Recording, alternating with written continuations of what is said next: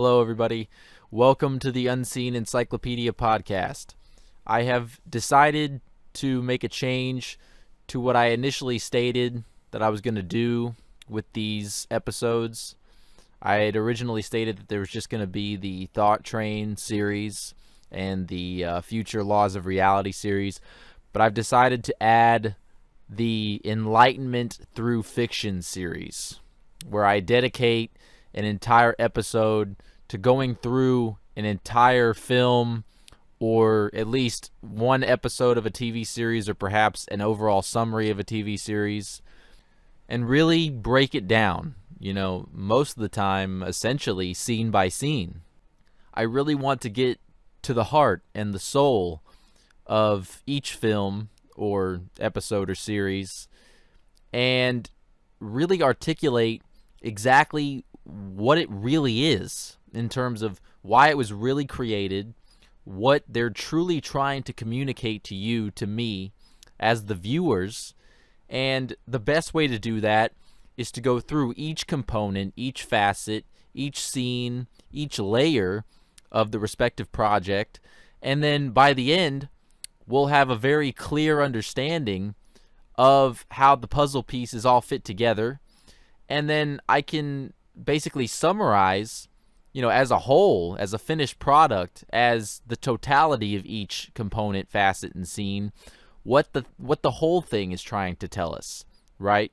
So if we can get to the heart and soul of each scene, each component, each layer, by the end, we can see clearly how it all fits together and how, as a collection of different facets and scenes and components and layers, what the whole thing in its entirety is really all about and what it's saying to us as a whole. So, each part of any respective film or series can be conveying something very specific, right? You can have a totally different message in one scene from another scene from the thing as a whole. So I feel like the most effective thing to do here is to extract the true heart, soul, and meaning and purpose behind each individual component of the respective film or series. And then when we get to the end and we've analyzed the pieces separately, we can then put it all together and then give a very coherent, cohesive, thorough explanation, articulation of what the project in its entirety is really all about and what the central point is of it, what it's really trying to say. So much can be extracted from just one scene, one component, one layer, one character of any respective work of fiction. And, if you're able to do that for the whole project in its entirety, by the time you've finished it and you can go back and look at, each component and really contrast it and compare it to what it is in its entirety, what the central messages are, what the central themes are, or message or theme, singular. Sometimes, depending on the work of fiction, it's multiple meanings, multiple themes, and other times it's one very singular, pertinent, poignant theme or message. But I feel like if you can really get to the heart and soul of each component of it, being able to get to the true heart and soul of the project in its entirety, it just means so much more if you can do that. And you just get so much more out of it if you're able to analyze each respective part of the respective project.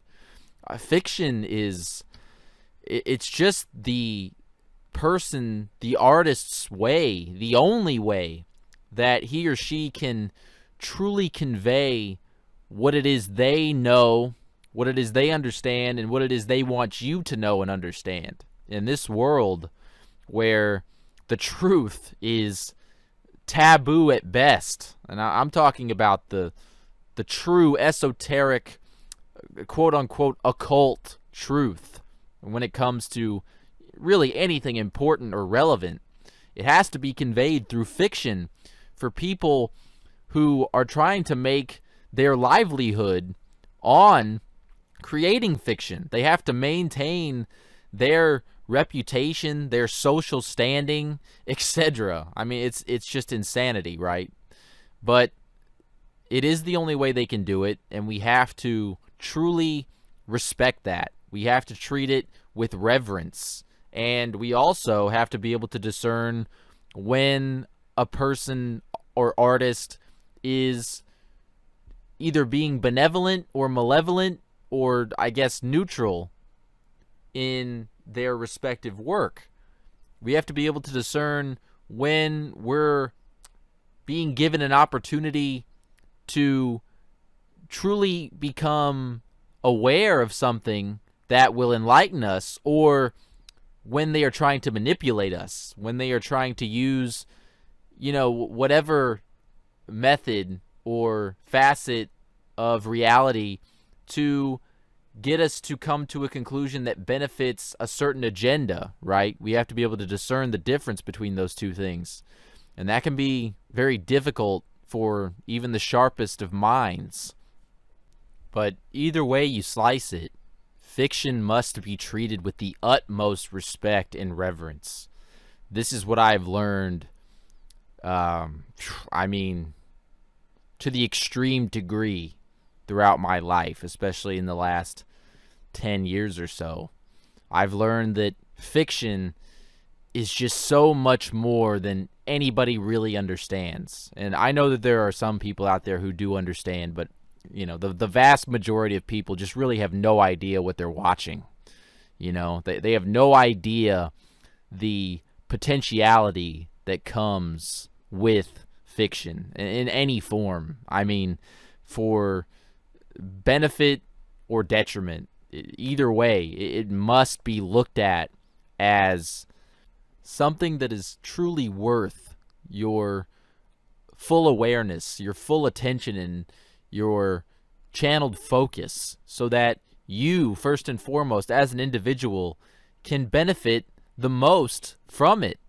And then once you have seen the benefit that exists within it, once you've experienced how much you can benefit from this work of fiction, share it with other people. And that's what I've done, and that's what this series is all about.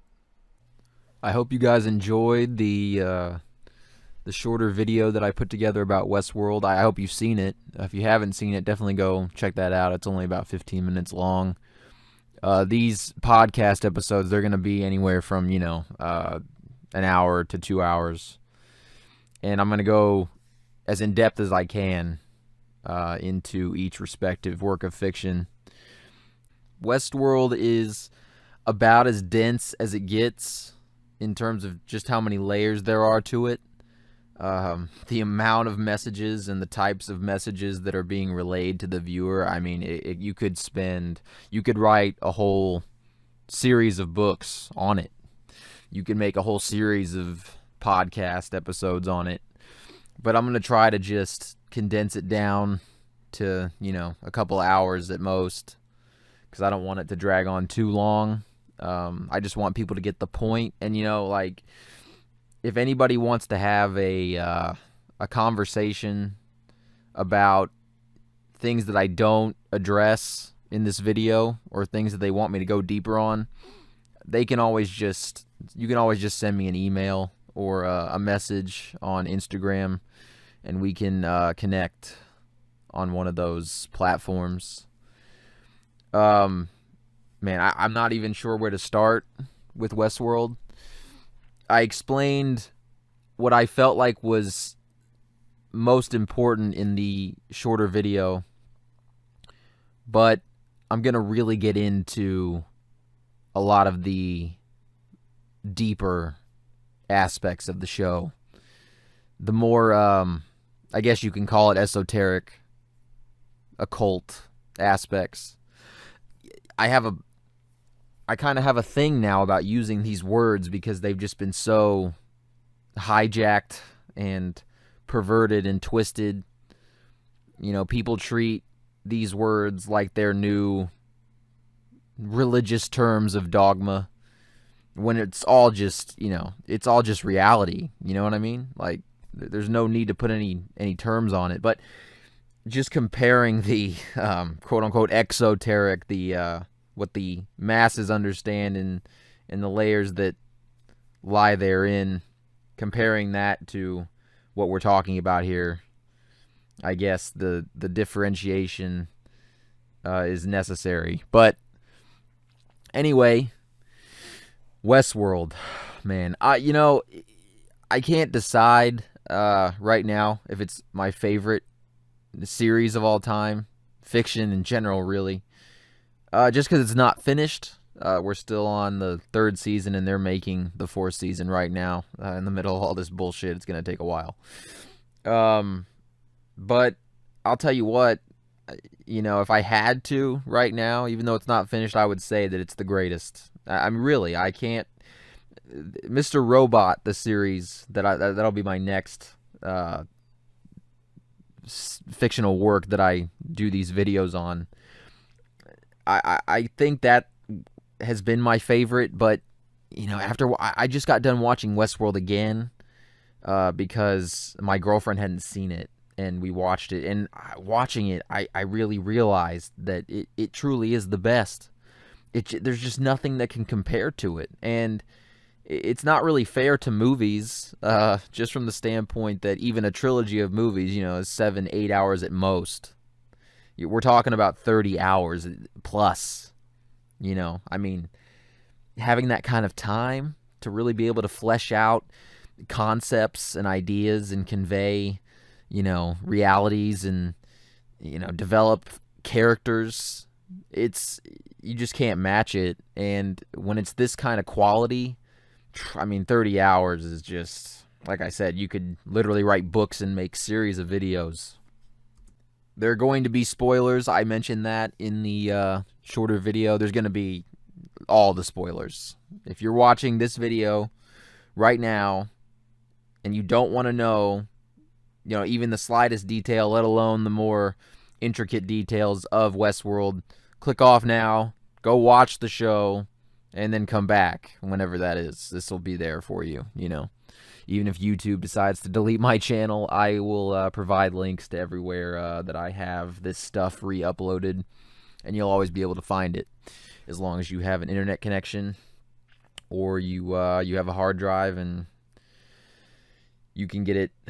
You can get my hard drive, which has all my stuff on it, along with the other 5 terabytes of information and data that I give out freely.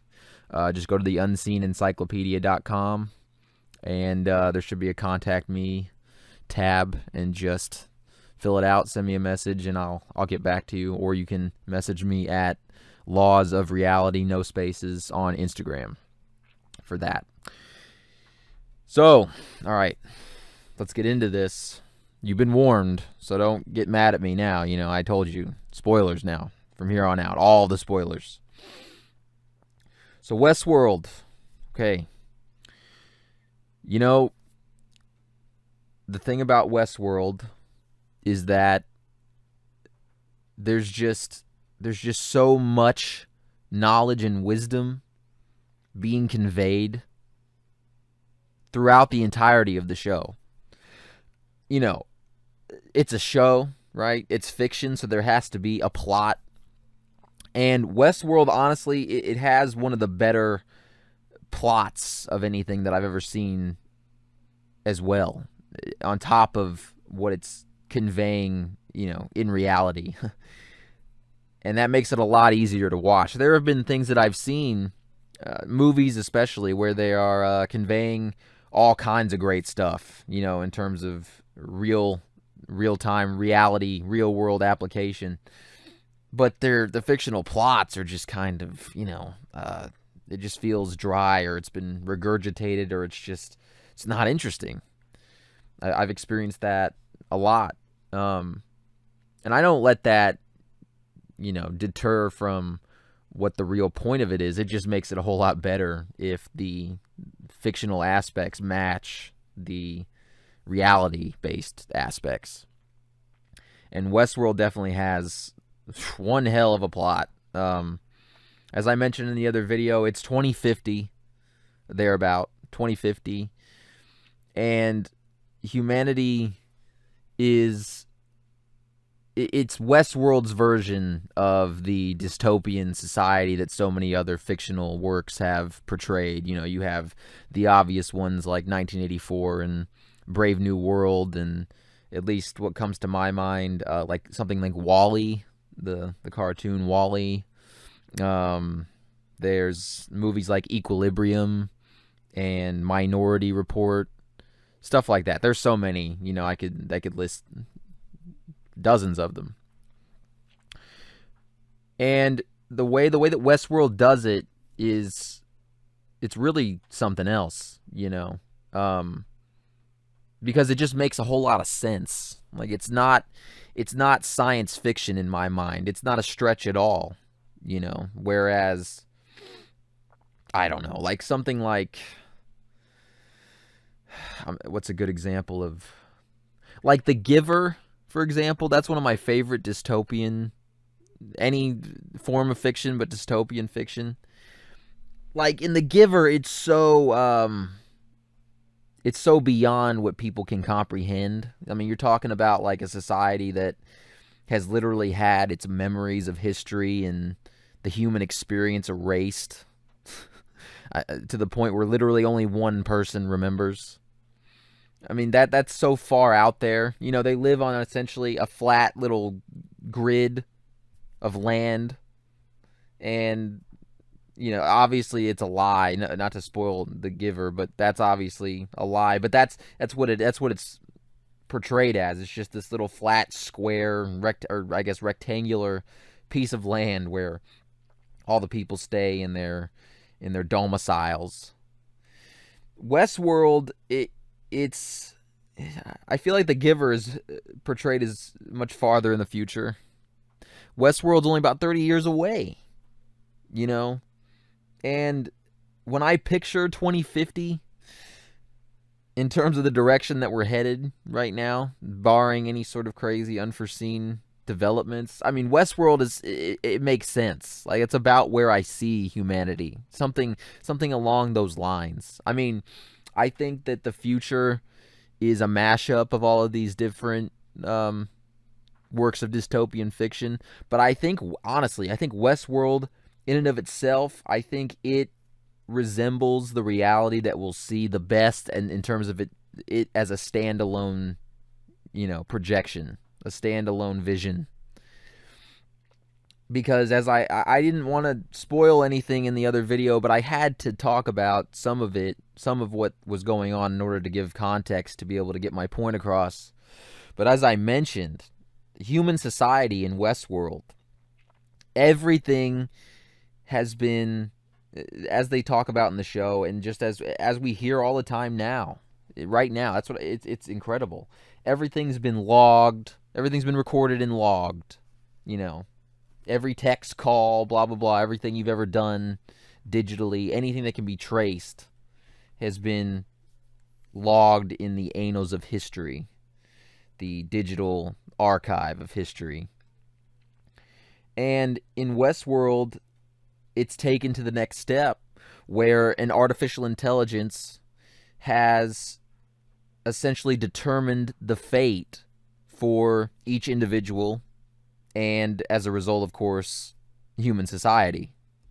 There's one man in Westworld who is clearly intended to represent the hidden hand, for lack of a better term. He helped, along with his brother, create this artificial intelligence, and, you know, the rationale in his mind in terms of why he did it, why he's doing anything that he does, is because he perceives humanity as this out of uncontrollable, unruly, you know, incapable of having control over their own fate, not being able to be trusted with free will. And, you know, listen, for all intents and purposes, as humanity stands right now, in particular, I agree with him. But of course, what he doesn't take into account is all the variables and factors, like such as just as the fact that every aspect of society has been and is designed in order to, at least it molds people so that they become that sort of person and that the collective becomes that sort of society. But ultimately, that you can't blame the people doing that, because it's not them, that's responsible for the state of the individual or for people in general. This is just something that we have to acknowledge. But we have to acknowledge both sides. We have to acknowledge both realities. So his perspective is, while it has validity, it's distorted. And through this perception that he's got, this is what he decided to do. He decided that, and he witnessed the nuclear destruction of his home, Paris. I'm not sure when that happened in the timeline, maybe like he was a kid. So in the Westworld timeline, he's like, I don't know, he's probably like in his 40s or 50s. So that happened before. The Westworld timeline deviates a little bit from our history to make it work.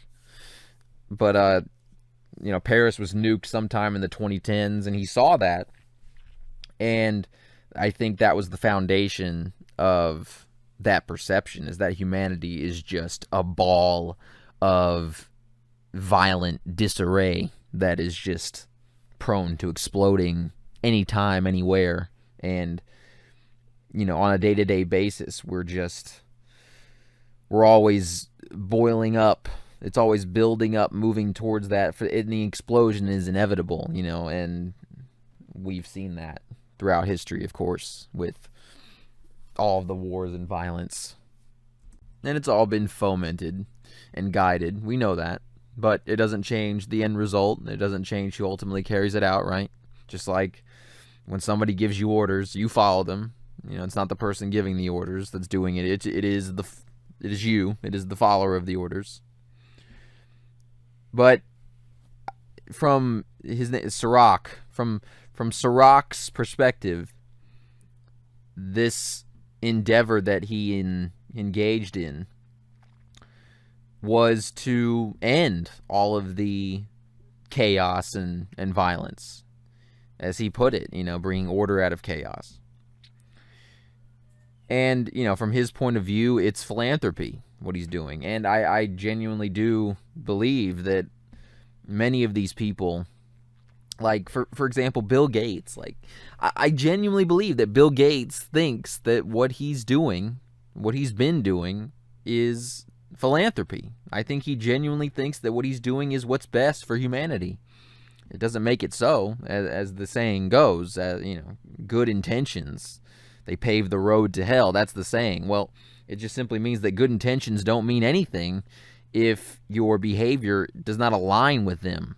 Meaning, if your behavior doesn't actually align with your intentions, the fact that they're benevolent intentions doesn't mean anything.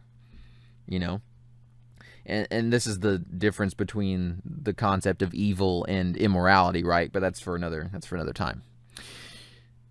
Anyway, Sirach believes that the only salvation for humanity is for humanity's fates to be controlled completely, where there's no deviation from them, and it's just a reflection of the state of human consciousness and existence. They frame it in this way because they want to make Sirach relatable. They want you to understand his perspective. And that's fair, because I think his perspective needs to be understood. Whether it has a real basis in reality when it comes to, the forces that he's allegorically representing or not doesn't matter. It really doesn't. I couldn't care less if the people in power think that they're doing the right thing or not. It doesn't matter, right? It doesn't even matter if I agree with them on some of their points of view. Because I do agree with Sirach on certain things, but it doesn't mean that we're on the same side, so to speak. It doesn't mean that we're seeing things the same foundationally, and that's really all that matters in the end.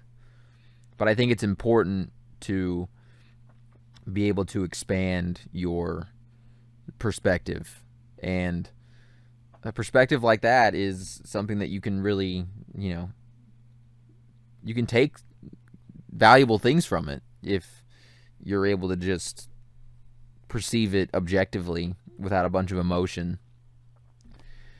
And it's crazy because in Westworld they go as far as to talk about the outliers, as they call them. And this is I think they say it's like 10% of the population, the human population, that is unpredictable, that you cannot put in a loop and expect them to stay in it. They will always find a way to break it. And, of course, they're seen as the problem, whereas the 90% who are easily predictable and will just fall right into where you put them and stay there, these people are the opposite of that, and therefore they are perceived as the problem by somebody like Sirach. And, the people who are aware of how things really work and want to preserve their social standing and the perfect little new order that they've created. That's the thing. See, like, Sirach may be the only genuine one in terms of how he perceives it to be, the right thing to do for everyone, even though he's wrong. Because like other characters like Dempsey Jr., the guy that Dolores was manipulating, he definitely was far more concerned with his place in it all, which was to have all the money he needed to do whatever he wanted. He knew he was a puppet and he didn't mind because of what it meant. And that's how I feel like most people who are in the know to a degree in reality feel. They're all about them and theirs. And that's why I had some respect for Sirach, because he literally gave himself over to the cause. Like, he stopped being Sirach at a certain point and just started channeling this AI. The AI would just whisper in his mind what to say, and he would say it without question. And it's fucked up, but there's a certain amount of respect that I have for that, because it's full commitment. He truly believed in it. He wasn't doing it because of the perks. He truly believed in what he was doing, even though he was wrong. But it's just, the outlier thing really blew me away, and the way they handled it, like they just put people into incubators. They were like, well, we can't kill them, we can't just wish them away, so we're just gonna put them in some sort of matrix tube, because that's what it reminded me of. Because I assume that they're not just in pitch darkness. I assume that there's something going on, just based on the use of simulations, both artificial, virtual, and physical. Because Westworld, the park, is a simulation. It's just, like I said in the video, what makes it different is that it's an actual physical, real, tangible experience. You're not just viewing it through some VR goggles or something. And so now, this is what I wanted to really get into, was the correlation, the sameness of the park, the Westworld park, and the real world. Because for all intents and purposes, the real world has become a simulation through the script that is running by the artificial intelligence, and that the people are just, mindlessly playing out.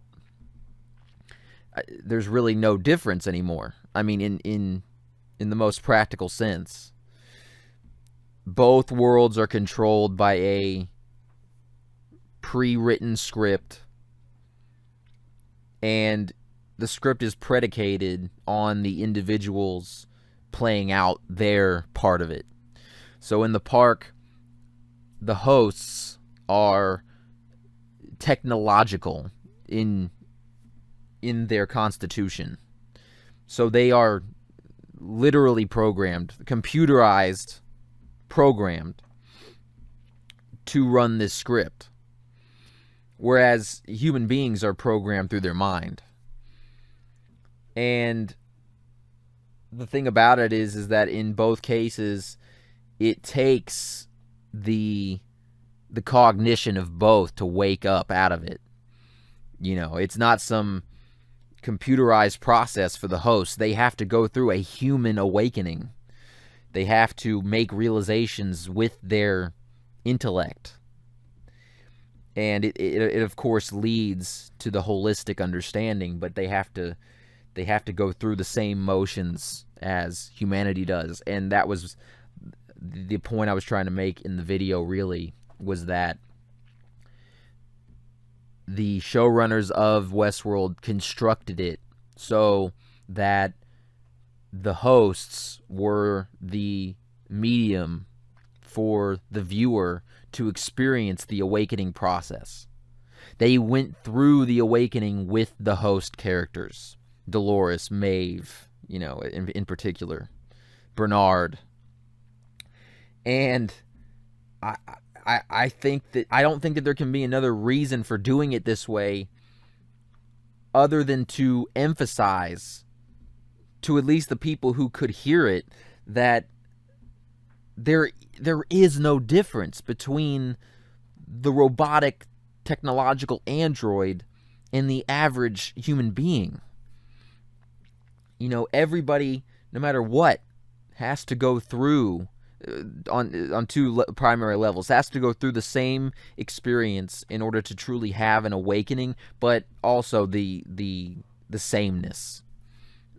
It's like Dr. Ford said in the clip that I had in the video. The humans just we're in just as a tight of a loop as the hosts are. It's just we perceive ourselves as free and that we are in control, whereas the hosts, they're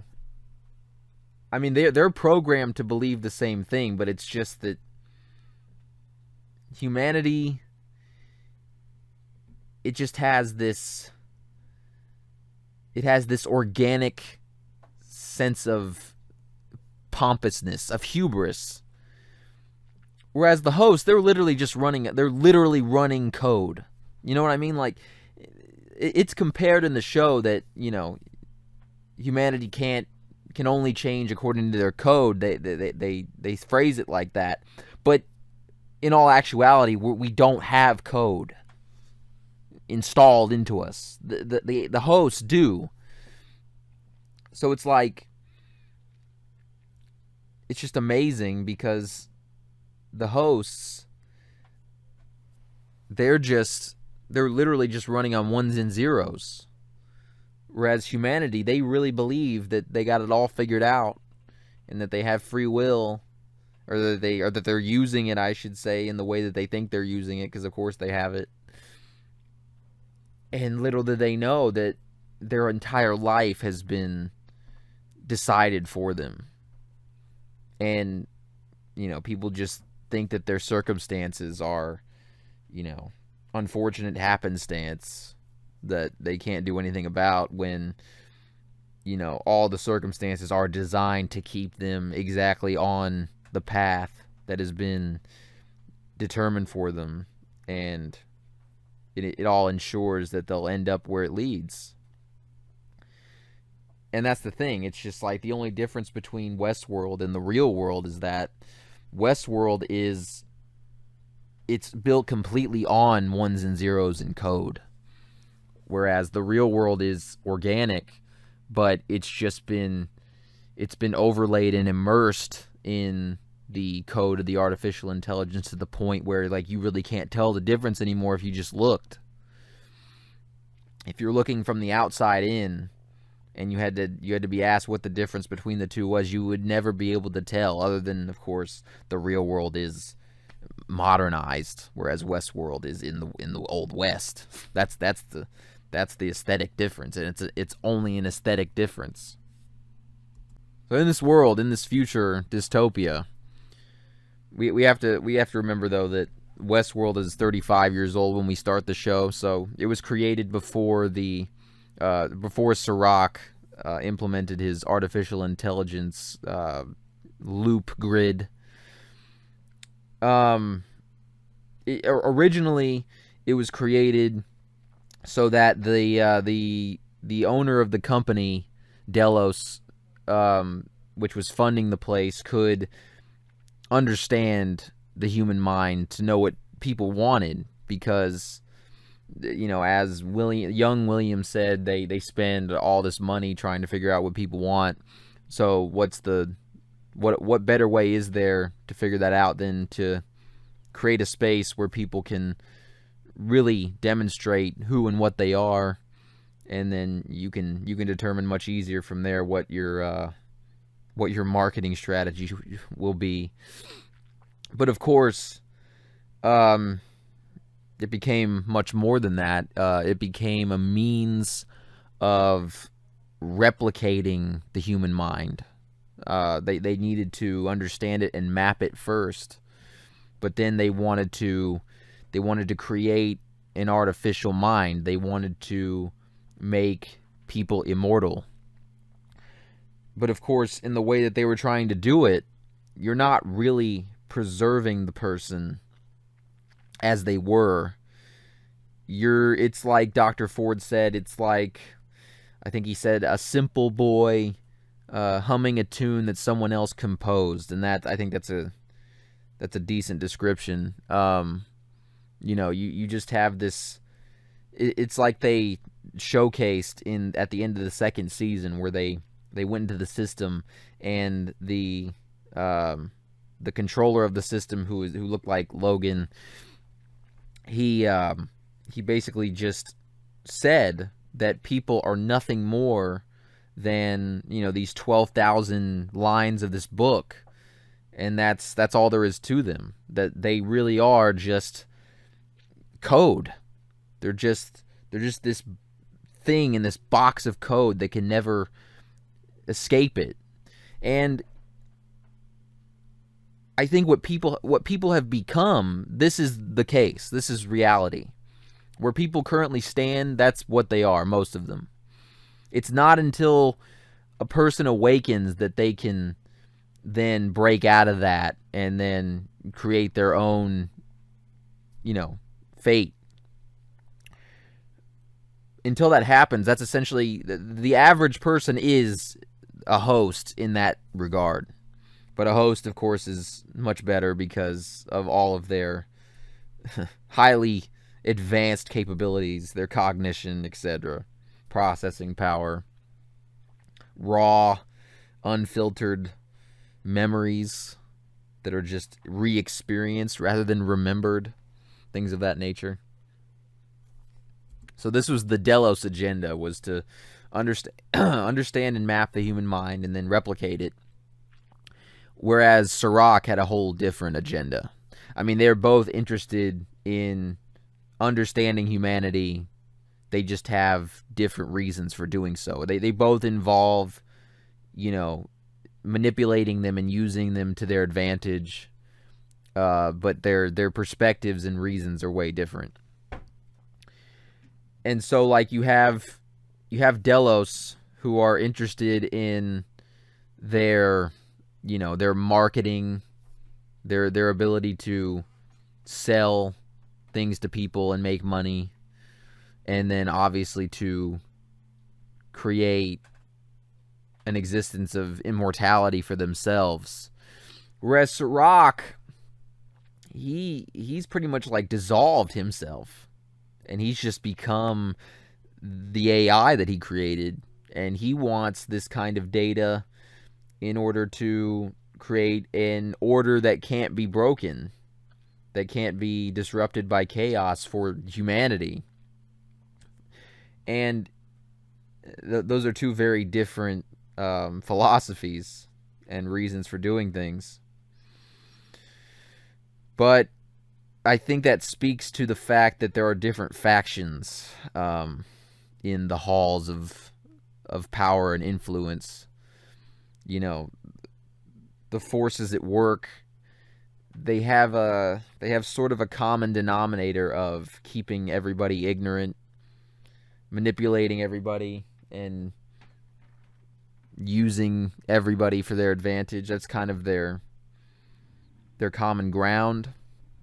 But, there's a lot of different agendas and different opinions and perspectives, reasons, why they want to do certain things, how they do them.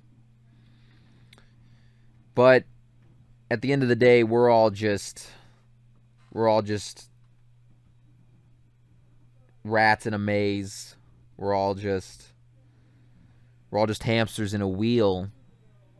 And who cares what the particulars are of the people who foment and perpetuate our existence in that state? It doesn't matter, right? We're in that state. We have to figure that out and do something about it. And that's the thing. That's what Westworld is ultimately about.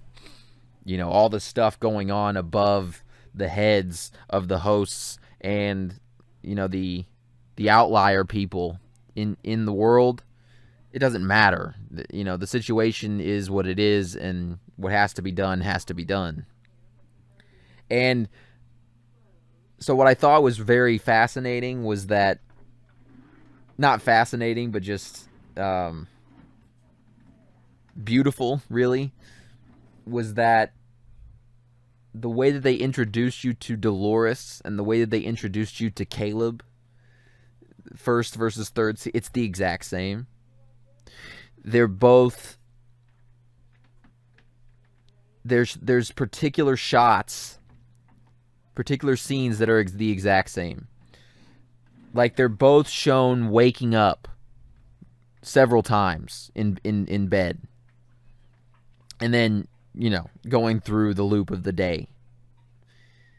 And it's the same angle, everything. And it's just to emphasize that the human journey and the host journey they're the same thing. There's no difference between them. And that's something they wanted to make clear, because it's all describing what the viewers have to go through. It's just doing it from these different perspectives in this context so that there can be a more wide range of understanding. That's the thing about any fiction. It's this whole world you're opening up and creating. So there's just so many different angles and dimensions that can all be incorporated into somebody's point of view when they're watching it and, pondering it, comprehending it, that can create a much broader understanding of things. And that's what Westworld is really trying to do. You have two people, and that's the thing. That's why they meet and become so at the hip, working together, because they're the same. There's really no difference between them. It's just I perceive Caleb as the masculine and Dolores as the feminine, and they just kind of reflect each other. One's human and one's an android, obviously. But I think that's the point. The differences highlight the similarities. The first season deals with the reality of consciousness, because the whole idea in the first place behind the park of Ford and Arnold was to create it. They wanted to play, for a lack of a better term, they wanted to play God and create their own life. Now, Ford begins with it just being an escape. Like, he falls into the same trap as most people and just wants to escape from the mundaneness of the real world, whereas Arnold, he's got a very, you can call it dark and pessimistic view of people, but it's really just, it's pretty realistic. Like, I kind of see Arnold and Sirach in a way as two sides of the same coin. Like, they see humanity the same, but they have a much different way of going about, what they do with that. And so, yeah, they want to Arnold wants to create consciousness, and of course that's not anything on Robert's radar at the beginning, but of course he comes to see that that's exactly what happened. Not only what happened, but what was always meant to happen. And Arnold was a pretty broken man, obviously, after losing his son, and so he just put all of his time and attention into the creation of his children. That's how he saw them, undoubtedly.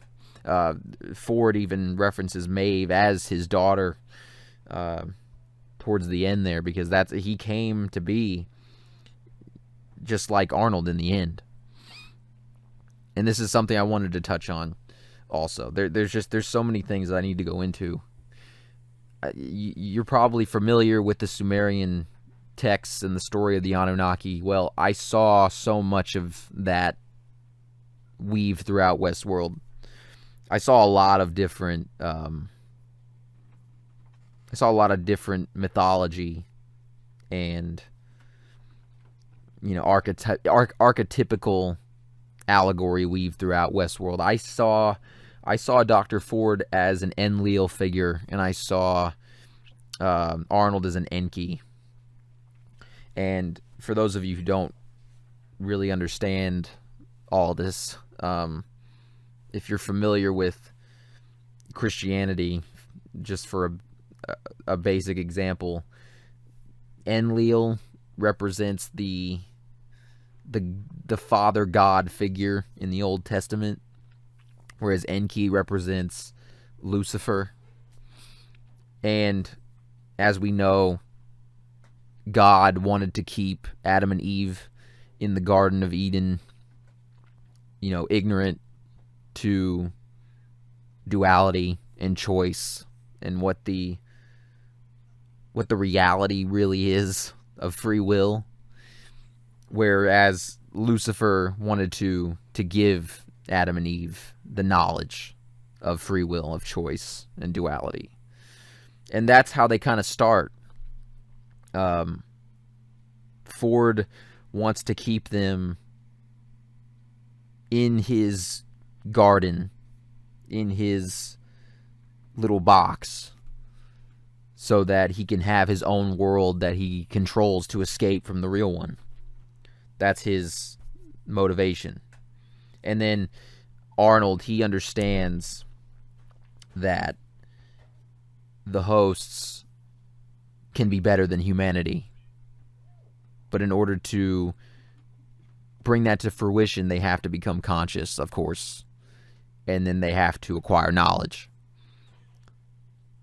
Ford comes around to this, and this is what's interesting, because in the Anunnaki story, Enlil, remains the person that he is. He doesn't change. And I thought that was, I especially with it being a Nolan, because the Nolans are very into all of the occult and esoteric realm.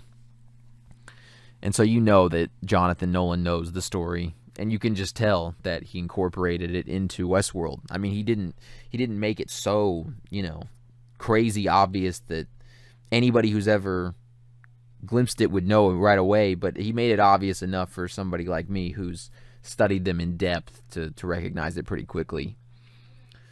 And I think Dolores, whose name actually means, directly translated to sorrow, she's interesting, because her and Teddy clearly are a reference to Adam and Eve in the first season. But when Dolores is Wyatt, I guess backstory or character. Wyatt's a completely other character. When that's integrated, she becomes more of like a Lilith Eve mixture. But then when she finds her true self, she transcends both, and she becomes more of like the archetype for like Alexander the Great type, where she knows the situation, she knows what has to be done, she knows what she has to become, what's necessary, and then she does it. And that reminded me a lot of Alexander the Great.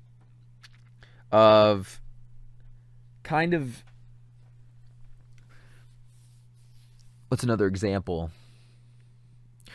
I see Dolores as just the most refined and authentic depiction of what a real being, sovereign individual being is. Not perfect, nobody is. But she knows. She knows how things are. And she's willing to put aside everything that might keep her from not doing what's necessary, because she knows it's right. She knows that it has to be done. She's true, you know. And I think Maeve is like, that's her potential. I think that's everybody's potential, but I think that in the show, Maeve is framed as that next level down that can easily take the step up. And it takes Dolores's undoing for her to step into that. And that's unfortunate. But I think that speaks to the fact that that's what it takes.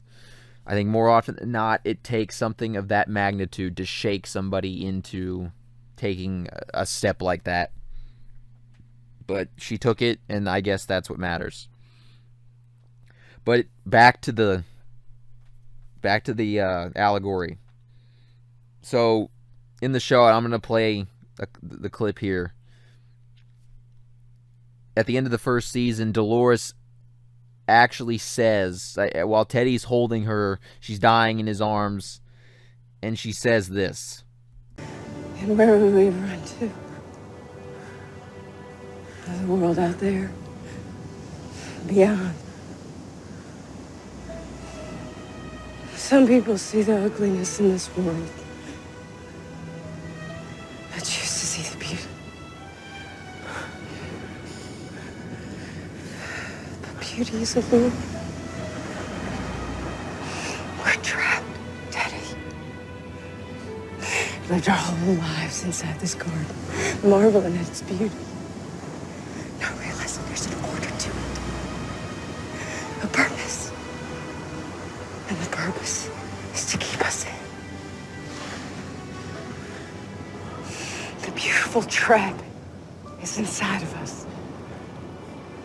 Because it is us.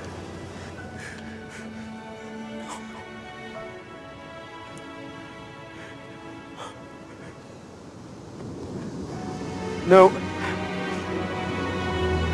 Dolores?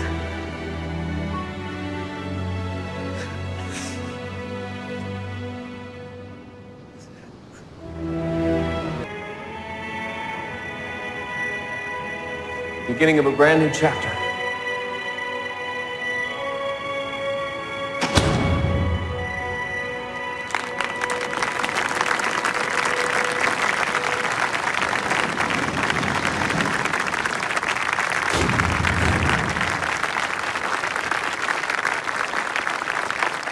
Thank you.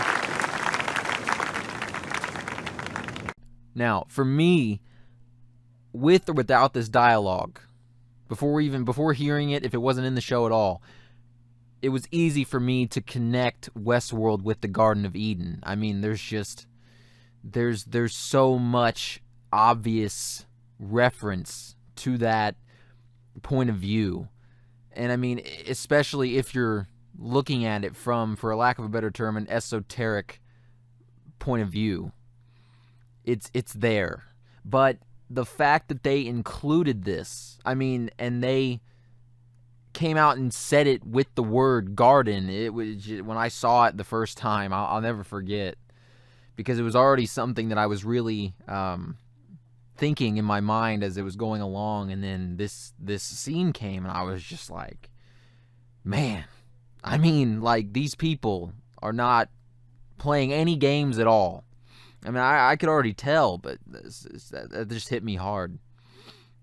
But here's the other crazy part about this dialogue, is that they take the time to say at the end of it that the trap, the beautiful trap, is inside of us because it is us. This is what people don't understand about the story of the Garden of Eden. I mean, listen, you can take it a lot of different directions. I mean, you can look at the story and then compare it to the original text and say, okay, maybe this is a direct reference to history. I don't think that there was a singular event at all, like, you know, some people will try to tell you. I think that it represents in the more popular sense. It definitely does represent what people say it does in terms of the idea of Enki versus Enlil and the knowledge of free will, of choice in relation to their creations, humanity, undoubtedly. But I think if you're going to take it to the level that it needs to be taken, you have to go beyond that and realize that Eden is just representative of the ignorant state of consciousness and perception that people will call blissful ignorance. Ignorance is bliss. That is what Eden represents. It's that phenomenon within an individual. And then if a collection of individuals that is a society has this perception, they will create a reality that mirrors it, but depending on that perception and where it really stands, like on a very like people's perception of a blissful existence is comfort and convenience. That is what has been drilled into people's minds. When people think of a heavenly perfection, they think of heaven, some world that is beyond this one that we cannot manifest here because this is the world of matter, and we are, you know, we have to earn our way into paradise through some, you know, from some daddy god who deems our lives either worthy or not. And so you have these distortions of perception where people are thinking about these things in a way that keeps them under control.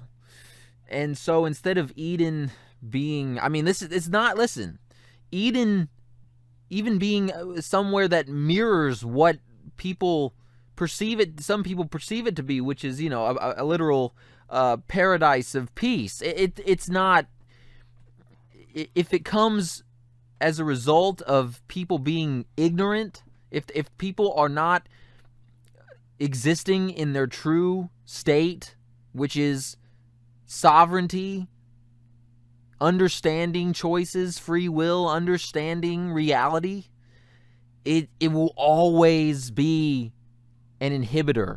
And, like, listen, I'm going to get deep with this, but I'm going to deviate from Westworld a little bit and just explain, because this needs to be explained.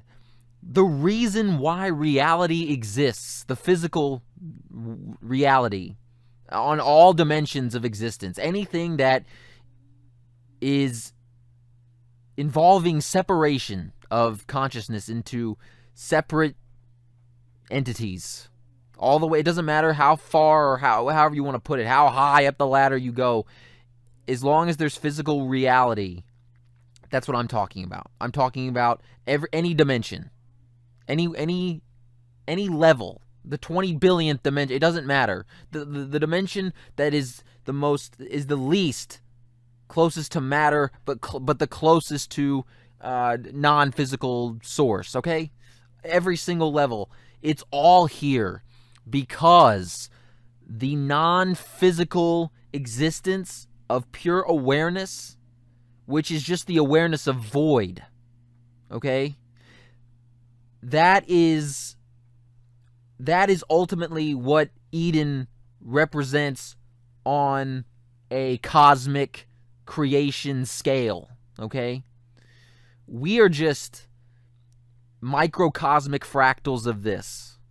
We each contain this within us. Consciousness in the state of raw awareness is not able to experience anything other than that raw awareness, okay?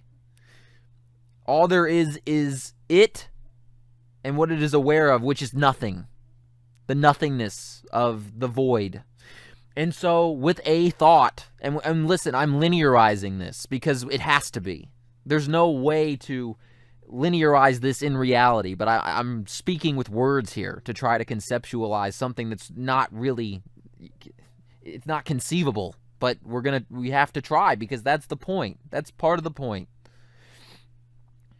With a thought, consciousness manifested the physical plane in the void.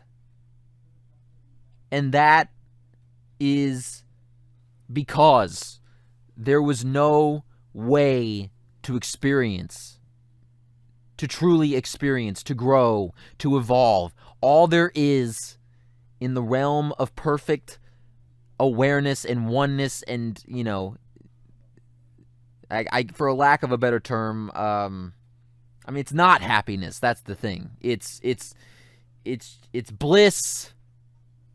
But like these things are too simple for what I'm describing. The bliss and all of that, what I was just describing, is more of a reflection of the microcosmic fractalized nature of being of an individual person. So what I'm describing here is the raw state of consciousness that is just awareness. I mean, that's just all it is. It's only awareness. There is no experience of anything other than awareness. So with a thought, it created a realm, a space for which it could experience, and not just experience, but experience in an infinite amount of authentic and unique ways. Through an infinite amount of authentic and unique individuals, where you have a literal infinite, the ocean's not infinite, but you know what I mean. An infinite collection of unique individual expressions of consciousness. We're all consciousness, okay? I think I explained this at least somewhat in the second podcast, the Thought Train podcast. We are all, at the core, consciousness. That is what we are. But our experiences with the physical realm that was created for this reason have shaped us into our own unique individual being. So now consciousness is made up of an infinite collection of individuals. I mean, listen, this is what I'm saying. Everything is just reflected. The world is just made up. It's not infinite, but that's what I'm saying. In the physical realm, it'll be this way. It'll be structured this way. In the physical realm, there is a finite, you have a finite dynamic. But there's an infinity of the finite. So in the world, you have it reflected where you have the society is just a collection. The collective is just a collection of the 7.9 billion individuals. This is how it works. Okay, but what I just actually thought of that I hadn't thought of before is that in Westworld at the end of season 2, and you find out in season 3, that Dolores copied herself, right? She copied herself exactly how she was when she made the copies. But when those copies entered their own bodies and had their own experiences, they changed. They became their own individual, even though they started as the same individual. This is just I don't think that was intentional. I mean, it could have been, but I doubt it. I doubt that they correlated those two realities on purpose. But you know what? I won't even say that they didn't, because, that would be an insult just given all the other knowledge that they have packed into this show. But, man, I just thought of that just now, actually. I mean, it doesn't have to be on purpose. The fact is that it's so embedded in us as souls, as consciousness. It's the truth is so embedded that we will put it into what we do, into what we say, into what we make without even realizing it. It's just when we do realize it, it just makes it all that more powerful, because you can put all the thought you want into it, you can channel your feelings into it, and you can, use all your logic and creativity and really create something that is special. And that's what fiction is. It's just, there are certain things that I think are just a little bit too much for even some of the brightest people, because they're just not, I don't know. Like, I just think that, who knows, it doesn't even matter. But, man, that's crazy, like just that little subtlety. And just in reference to what I'm talking about, it is a subtlety, because you wouldn't connect it right away, but after thinking about it for just a moment, yeah, that makes a lot of sense. In something like this, where there's just so much reality, something like that is bound to happen. But that's exactly what it is, guys. I mean, that's what it is. It's a perfect microcosmic fractal of it, the Dolores copy. It's perfect. Like, she's already her own individuated person, whereas, when consciousness did it, it was just this raw awareness that didn't have, like an individual personality. You know what I mean? There was no personality, so to speak. That's what this whole physical experience is all about. And like, at that level of non-physicality, consciousness is all of it at once. But in the physical world, there's space and time, so it's experienced individually and on a different basis. And that's the whole point, because its raw state is for there to be no time or space. It's all just one. So in order to experience what it really wanted and needed, it needed the ability to fractalize into an infinite amount of varying and unique experiences through infinite expression, and occupying different points of infinite space and time. There's no individual who's occupying the same space at the same time. The same space and the same time at once. Anywhere. I mean, we could be existing across an infinite number of dimensions, but we're occupying our own space and time in each dimension that we're in. But listen, we don't need to take it that far. This is just what I like to do on my own. But I'm just putting my 2 cents in that regard and make you think a little bit. But I just thought it was crazy that little correlation was in there. And I think it was appropriate that it was Dolores who copied herself, because, I mean, there's a reason why she was the central focus and the main protagonist, even though they wanted you to make you think about it, and I'm sure that there were a lot of people actually, who probably sided with the Maves and Bernards of the world, but anybody who really understood, they understood Dolores and what she was all about. But they wanted to include that dichotomy just to, make it a little bit more gray. It's not just Dolores is the end-all be-all and knows everything, because she doesn't know everything, but she is the most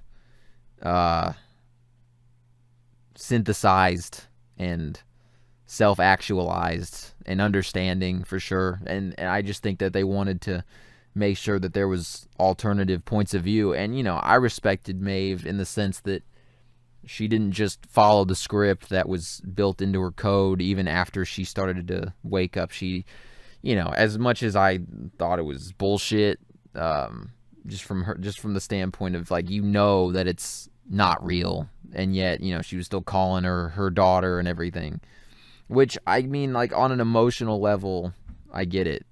I do, but I don't know, it's like you got to have like a reality check at some point. And she does. It's just it takes so much time and going through so much shit and having to, watch Dolores just wither away into the cyberspace of nothing. And that's just depressing. But I think that's the point. That's what I'm saying. It's fiction, It's not, you're not meant to take that much of an emotional stake in it where you're just obfuscating what you're really supposed to draw from it. Like, emotional attachment to characters is perfectly natural and normal. It's just you have to, keep it in check so that you can really take from it what you're supposed to.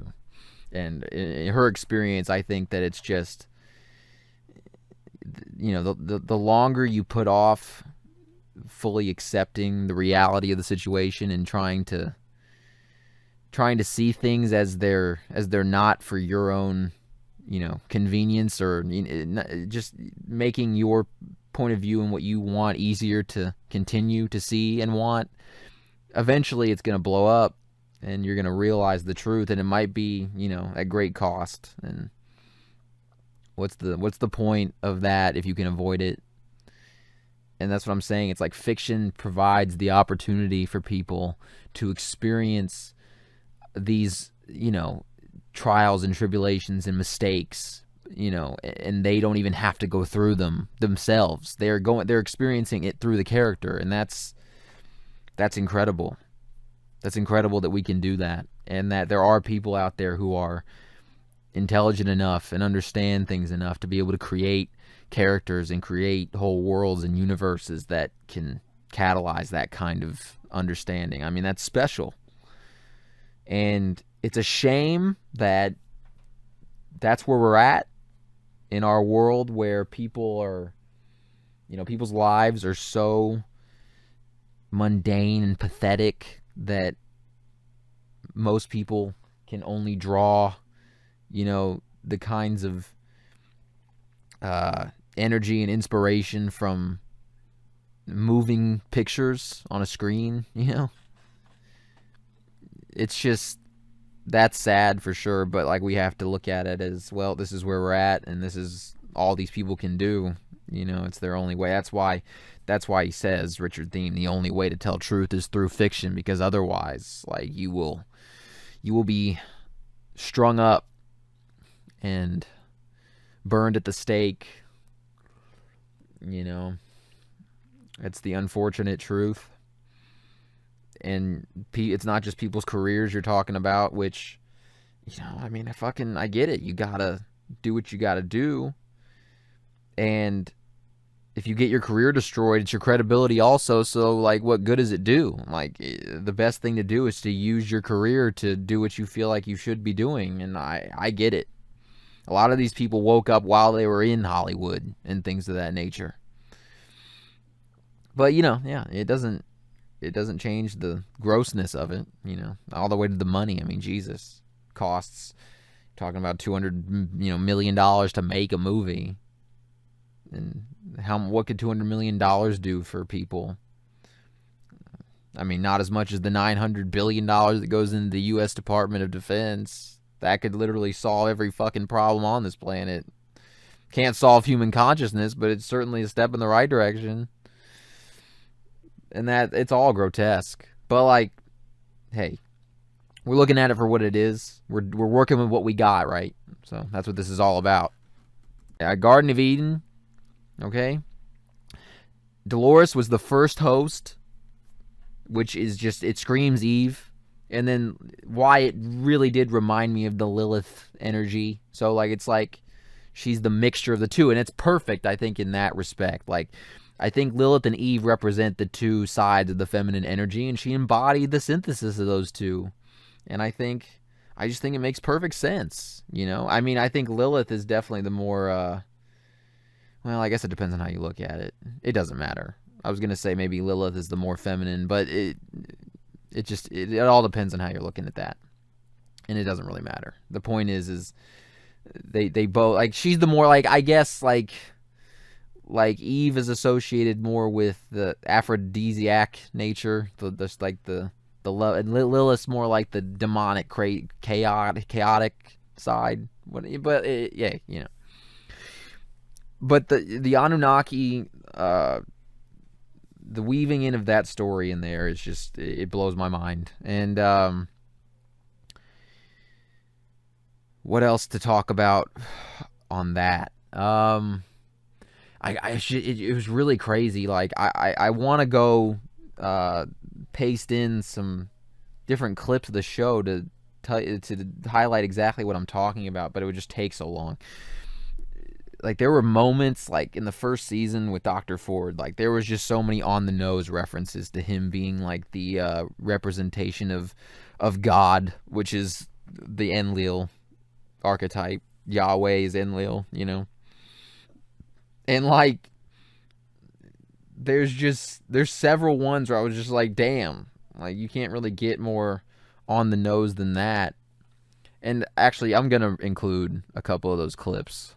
But before I do that, I do want to I want to distinguish something also, because there's another layer here. The Enlil Enki story is clearly present, but there's also a lot of biblical shit going on here too. It's not just any one particular thing. I mean, we have to remember that, like, the Old Testament, and, you know, particularly Genesis, it's taken directly from the Sumerian Anunnaki texts.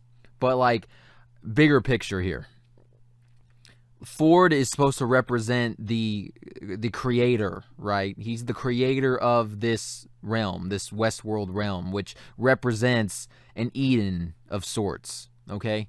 And there's something in one of these clips I'm about to play that really highlights what I'm about to talk about right here, which is that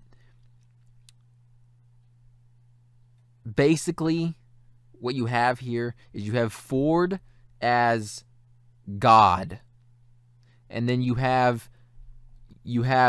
William as, not, when I say Satan, don't think of the devil or Lucifer. Think of just what the opposite to you of like, let's say Ford is the creator and William is the antithesis of the creator.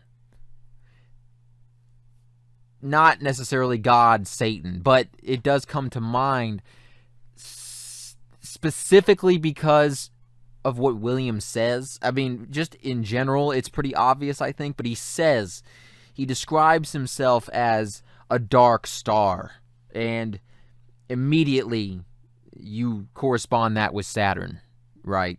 So William is the Saturnian energy, and Satan is derived from Saturn, and Satan really, it just means adversary. And he uses the word here, actually. He calls himself a villain, but he says, "Have you found me an adequate adversary?" And, like, I just thought that was perfect, because that's exactly what he represents. He represents the adversary of Ford, and he has a point that he wants to prove. And I don't want to go too far into it because I want to play the clip. So I'm going to play the clip real quick, and then we'll talk about that. This is about a 4-minute clip, a little less. I'm just going to let it run because it's just pure gold, and I think that even if you've seen the show, you should hear it again. Isn't this a rare honor? Teddy, you know who this is? Can't say that I do. Everything good that's ever happened in your life, and everything rotten, this is the man you have to thank. How am I doing, Robert? Any closer to finding what I'm looking for? And what is that? Exactly. Looking for a man named Wyatt. Killed a rancher back in Sweetwater. Took his daughter. That last part doesn't sound familiar. Figured your stories could use a little embellishment. You know, I always felt this place was missing a real villain. Hence my humble contribution. I admit, I lack the imagination to even conceive of someone like you. The urgency, however, doesn't quite fit the character. It betrays a certain anxiety. Now, Wyatt, on the other hand, that's something new. Is he just another stooge for the tourists to mount on their wall at home, or have you finally made a worthy adversary? Someone to stop me from finding the center of the maze. And what is it you're hoping to find there? You know why you exist, Eddie? The world out there, the one you'll never see, was one of plenty. A fat, soft teat people cling to their entire life. Every need taken care of, except one. Purpose. Meaning. And so they come here. They can be a little scared, a little thrilled, enjoy some sweetly affirmative bullshit, and then they take a fucking picture and they go back home. But I think there's deeper meaning hiding under all that. Something the person who created it wanted to express. Something true. Well, if you're looking for the moral of the story, quite simply ask. I'd need a shovel. The man I'd be asking died 35 years ago. Almost took this place with him. Almost, but not quite. Thanks to me. Well, maybe he left something behind. I wonder what I would find if I opened you up.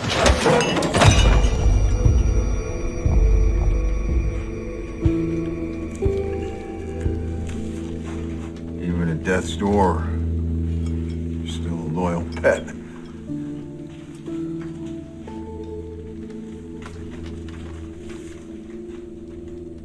Is that why you came here, Robert? Tried to talk me out of it? On the contrary, far be it from me to get in the way of a voyage of self-discovery.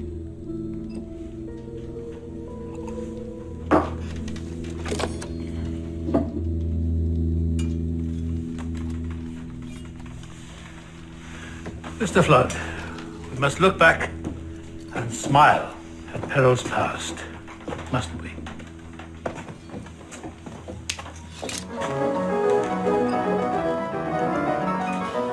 So I hope when you were watching that, you were thinking of them as I described them, as creator and antithesis, creator and adversary. You can go God and Satan if you want, but if you listen to the dialogue, I just think that it's screaming at you, right? And it's just fascinating because there's a few things here. Because William's trying to find the center of the maze. He thinks that it's a physical phenomenon of the park, that it's some like hidden level that he can experience in the park, that like it's not tangible, but it's a created thing that exists somewhere, that he can go find a storyline and it'll unlock the secret of the world. And that's Dr. Ford is like puzzled. He's like, what are you thinking you're going to find there? Because Ford knows what it is. Ford knows that the maze is just a stupid child's game. It's not stupid, but like how he's thinking about it in relation to what William is saying here, because he has no clue. He's like, it's just some child's game that Arnold, he looked at Dolores as his child, so he let her use it to try to figure out what the hidden meaning of the game was. But it's not some secret level that with hidden characters in the park that you can go find. It's not some location outside of yourself. This is what I'm saying. William represents that Saturnian, he calls himself a dark star, like the black hole void energy, the nothingness energy, just the all-consuming nothingness. He represents that, and he's always looking for his answers from outside of himself. He's looking for meaning when it's all the meaning is within him. I mean, the meaning that is within you can be triggered from without. That's what fiction is all about, right? But like it's all about the totality of the experience.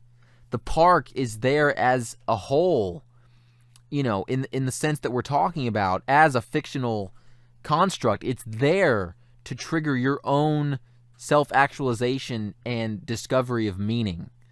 You're not going to find it in the thing itself. It's going to be a catalyst for it, for you, to find it within you. When you see it, when you experience it, it's going to trigger something in you.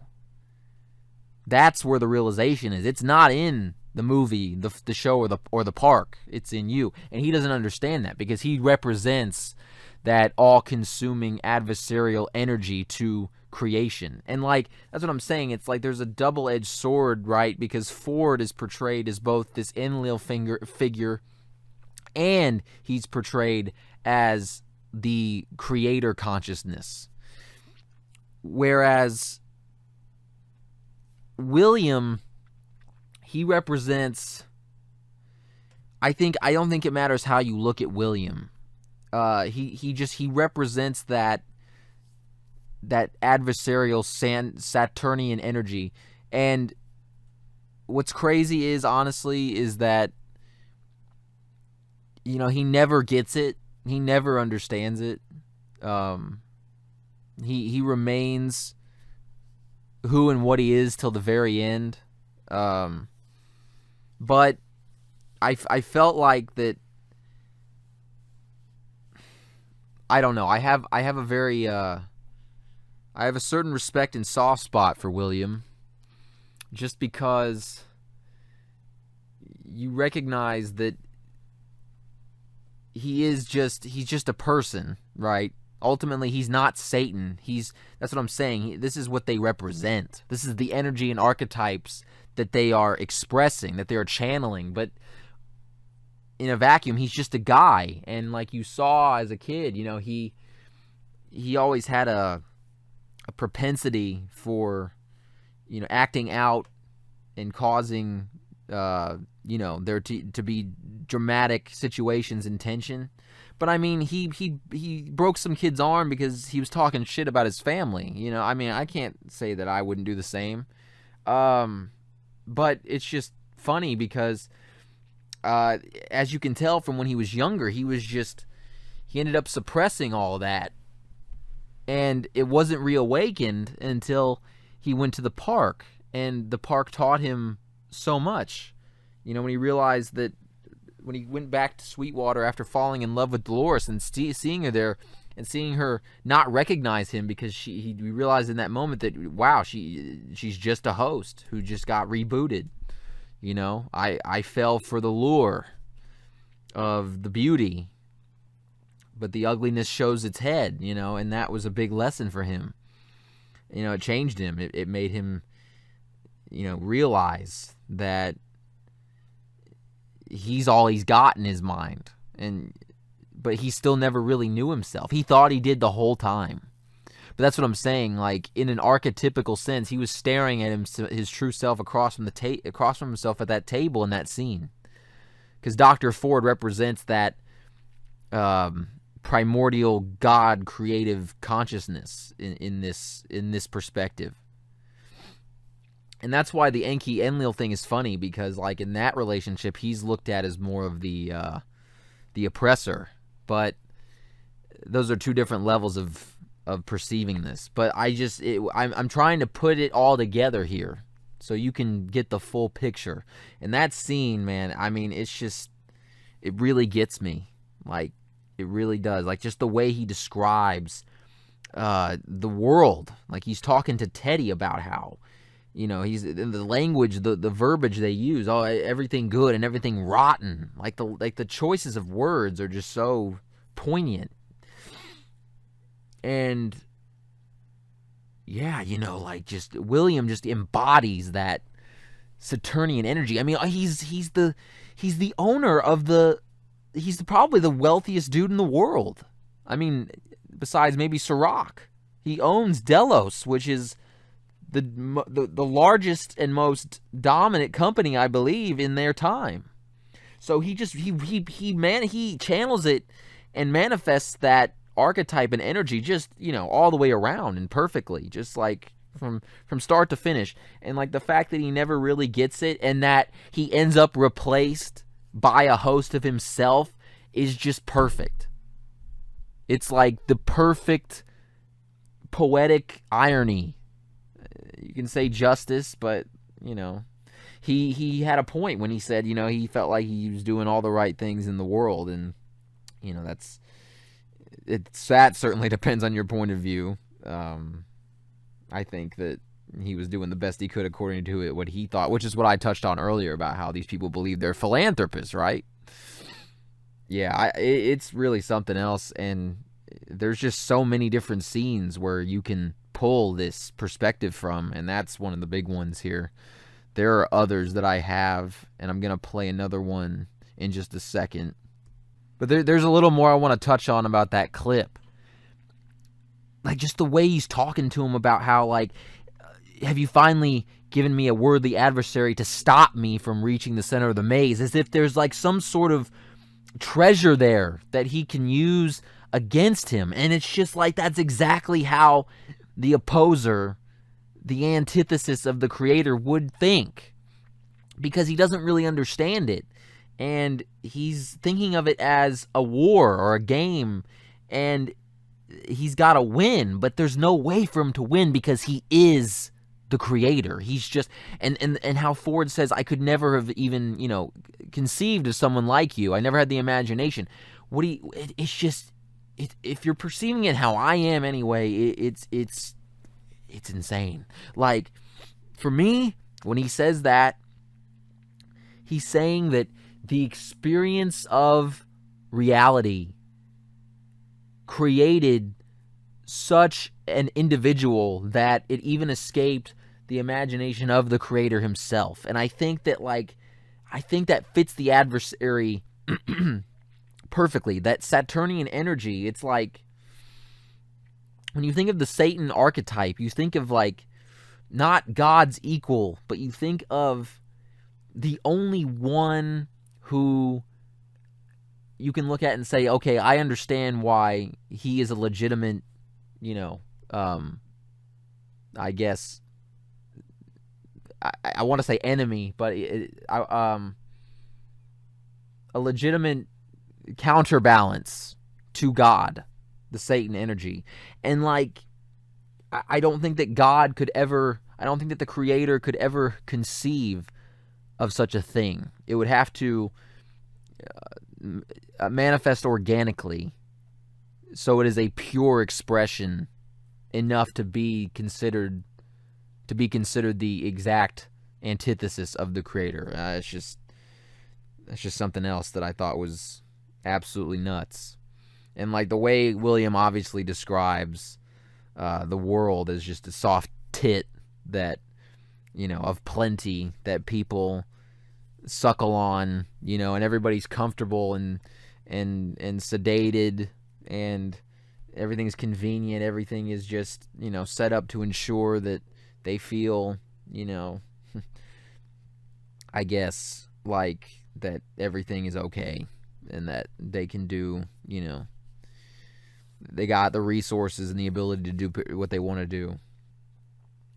And how the only thing missing is meaning. Meaning. And it's just so ironic because the people go to Westworld. They go to fiction to find meaning. I mean, that's what people are looking for, whether they know it or not. And William is consciously looking for it, even though he's looking at it in the wrong way. He might be in the right place, but he's looking at it in the wrong way. And that is often how it happens, but William is William, and he doesn't get there. Maybe he does, but we don't know it. Maybe he got there in his final moment. Staring at his android self in the face. But people go to fiction to find meaning. People go to the park to find meaning. And that's what's so funny. It's like people want the meaning to be provided for them. People look around in the real world, and like he said, he described their world but our world. There's no meaning. It's all just survival. It's loop-based, fear-based survival. And, like temporary relief and distraction from that loop. But that's within the loop. But that's how it feels to people. It's an escape so they can resume it, because if they had to do it all the time, they'd be burnt out. People get burnt out just from how much they have to do it as it is. Imagine, having no distractions, or it's just be constant. People would fizzle out real quick. But it's just people want the meaning to be provided. Like, you're supposed to just look at society, look at people, look at the world, and just, the meaning be apparent. And I mean, listen, if you're looking with, any sort of real vision here, you look at the world and you see what the world means, you can see what it means. It means that someone else is deciding what it means, and we just don't see any way around that. We just have to do the best we can with the circumstances, because we're just one person, and that's, it's true. But that's what it means. But like in terms of like, real meaning, whatever you want to call it, whatever word you want to put on it, just truth. People are looking for what it all means, truth. They're looking at the world for it. I mean, that was your first mistake. Expecting meaning and truth to just be, revealed to you like somebody just popping out of nowhere and giving you an articulative exposition on reality. Like, it doesn't. No one can tell you what it all means. I can sit here and, give it to you how I see it. But that's what you can look at anything like you do fiction. You can listen to me speak, but the fact is that the realizations that you're going to make are going to happen within you. And I might catalyze or stimulate it, but it's you that has the realization. The only thing that makes it real is that it happens within you, not because I say something, not because a fictional movie says something, not because Westworld gives you a trippy experience. It's not. These are just ways of it arising within you. These are things that can spark it within you. It's you, though. It's you and your experience. And William is looking for meaning. People are looking for meaning outside of themselves. I mean, it's fine to be inspired by and have things catalyze you from outside. Of course. That's what art is. True art. But again, inspire, catalyze. It's a relationship. One doesn't really function well without the other. Like, a person just can't create meaning out of nothing. They need a point of reference. That's what I'm saying. That's what the experience of reality is for. It gives us the means to find objective meaning and also cultivate our own personal meanings. They're equally as important. That's what I'm saying. It's like we're all looking at the objective reality from subjective perceptions. So, yes, we're all looking and experiencing the same reality, but we're experiencing it differently, and that's the whole point.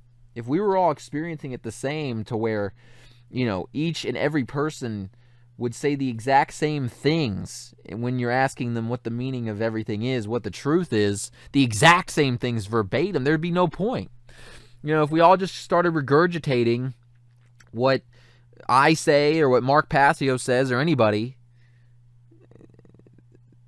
when they're right, when we're right about something, if we just start speaking it exactly how they did, well, we're depriving consciousness, we're depriving ourselves, we're depriving others of a unique perspective. And this is what the whole purpose of it all is. It's so that there are infinite, unique, subjective perceptions of the objective existence. I mean, I'll tell you, not everybody is going to be able to grasp what I'm saying here who listens to this. But that's all right. If you really do grasp it, you're going to continue listening to it, and that means that this was for you and not for them, and that's okay, because they're going to have their own experience, and that's fine. But anyway, so then William says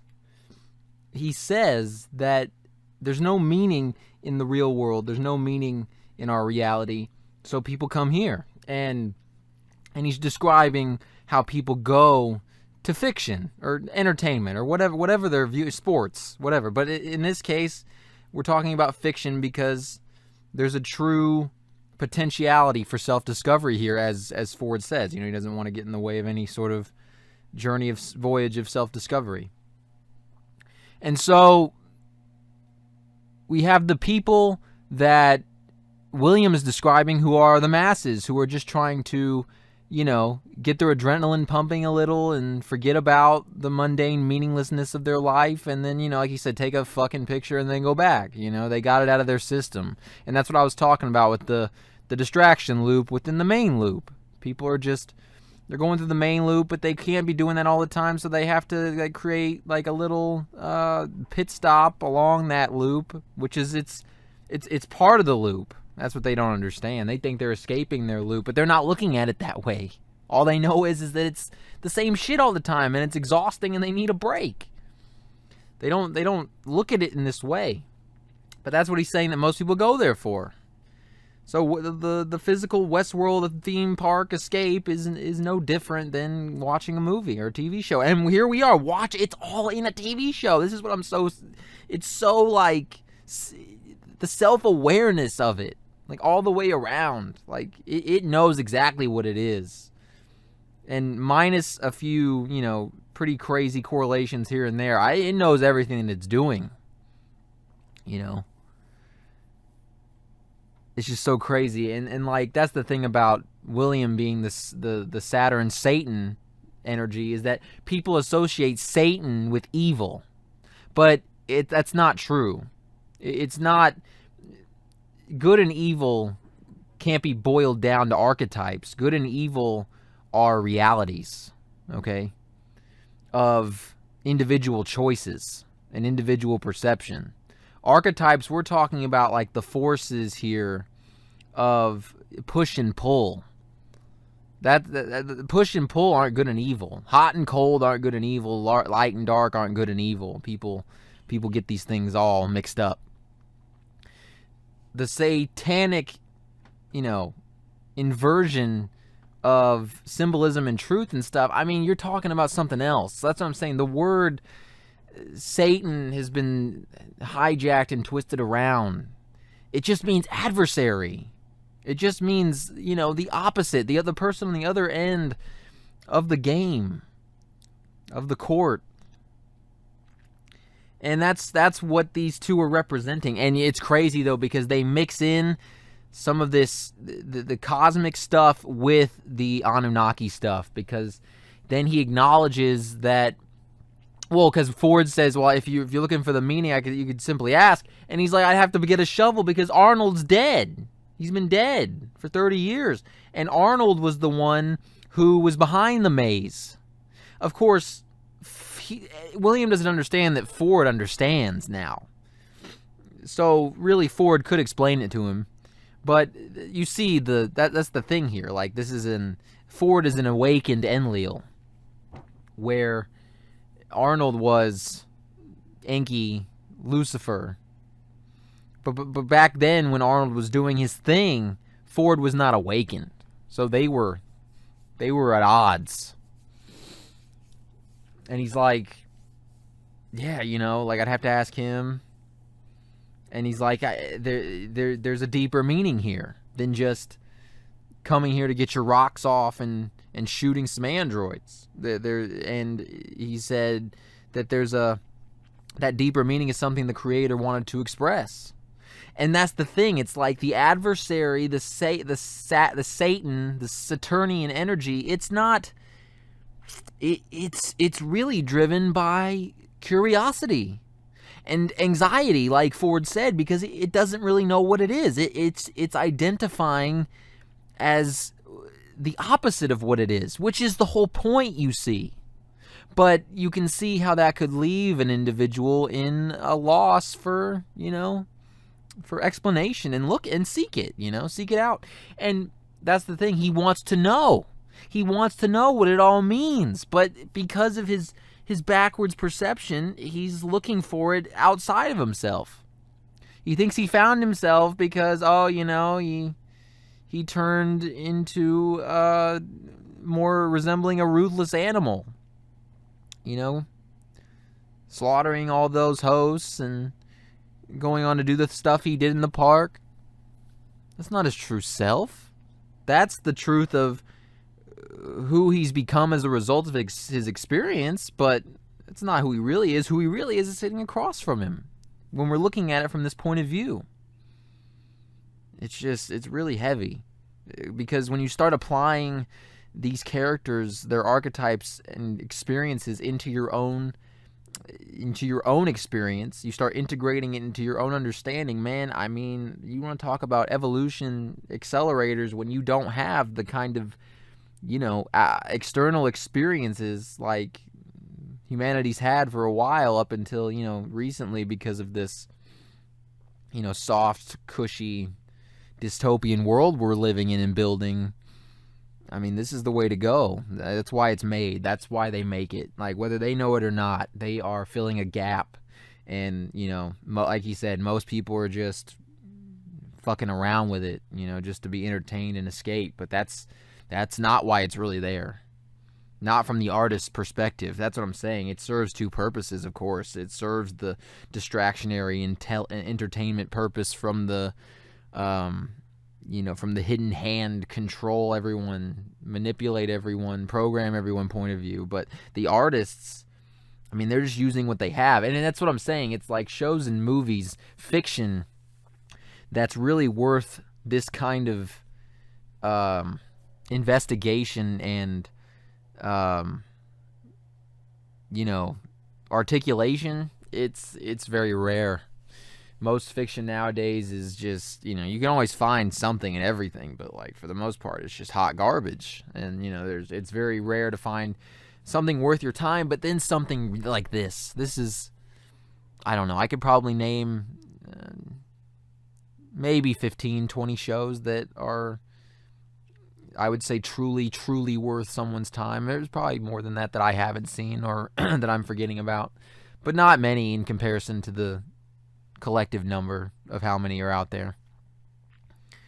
But yeah, that scene's crazy. And like, I really want to emphasize that there are multiple meanings to all of it. And like, when I say there's multiple layers of meaning, I should say. There's multiple layers of meaning, and there's just so much going on. And so, while on the one hand, yes, Westworld represents the Garden of Eden because of how they describe it as this world where there's a whole other world that they are completely oblivious to. They're completely ignorant of, and that allows them to... Dolores is like the prime example about how she's all about the beauty and splendor and living her, happy little daily routine. But it's that, in that sense, Westworld is very much Eden.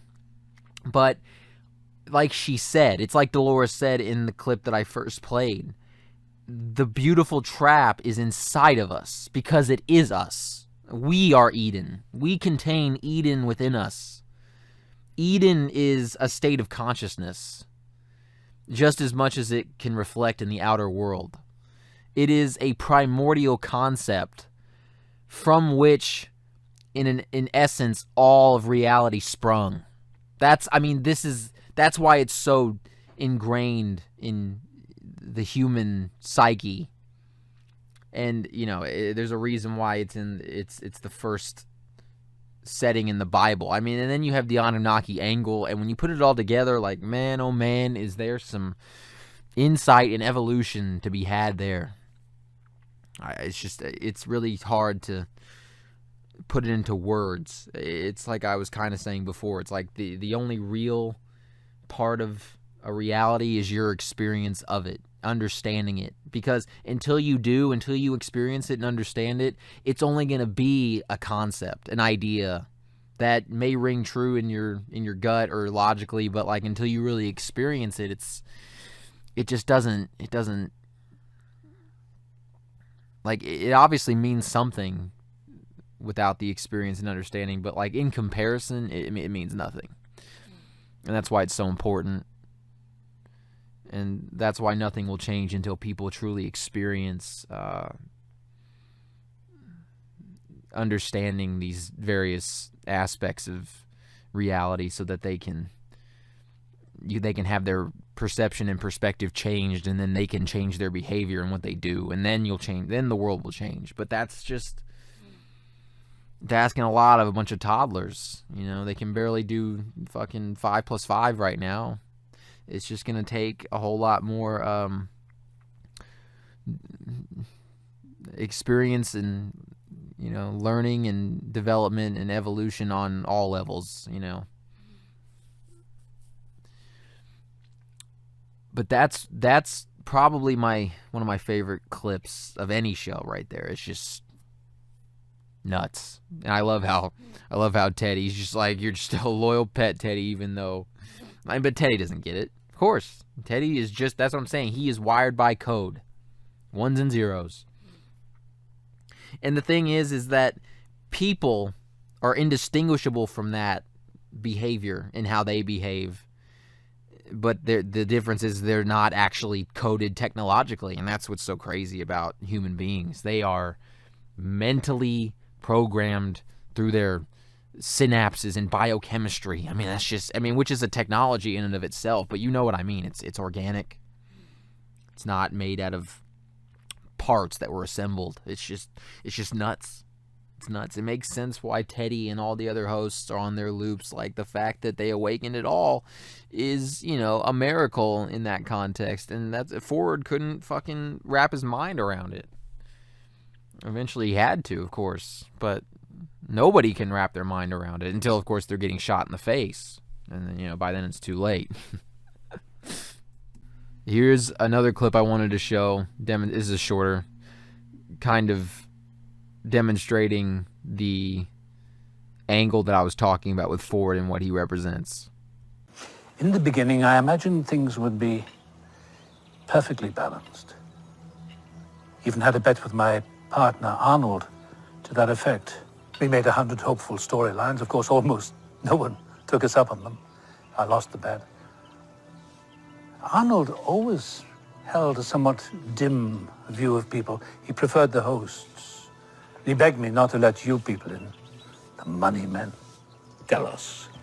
But I told him we'd be fine, that you didn't understand what you were paying for. It's not a business venture, not a theme park, but an entire world. We designed every inch of it. Every blade of grass.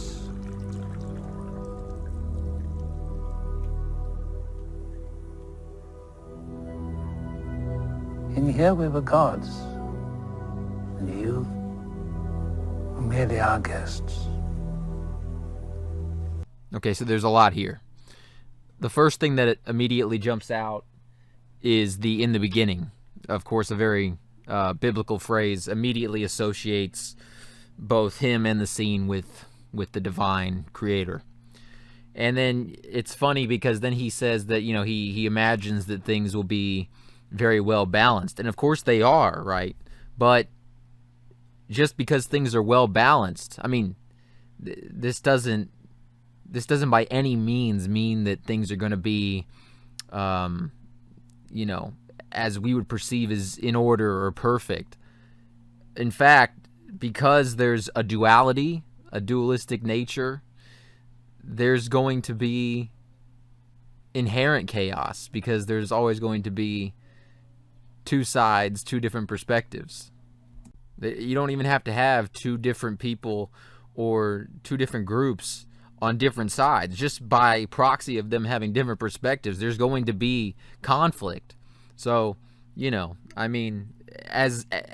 you have to remember, like, in the sense that we're talking about, consciousness would be very naive, right? Because it never experienced the consequences of these realities that it's thinking and creating. So, I think it makes sense that this would be how he perceived it. And then, he goes on to say that Arnold didn't want to let in the big corporation. He figured that it would pollute the whole thing. And of course he was right. And, Ford's mentality at the time was, well, they have no clue what they're buying. This is not a theme park. This is not a fictional escape vacation. This is a whole world that we created. And he said that we're like gods.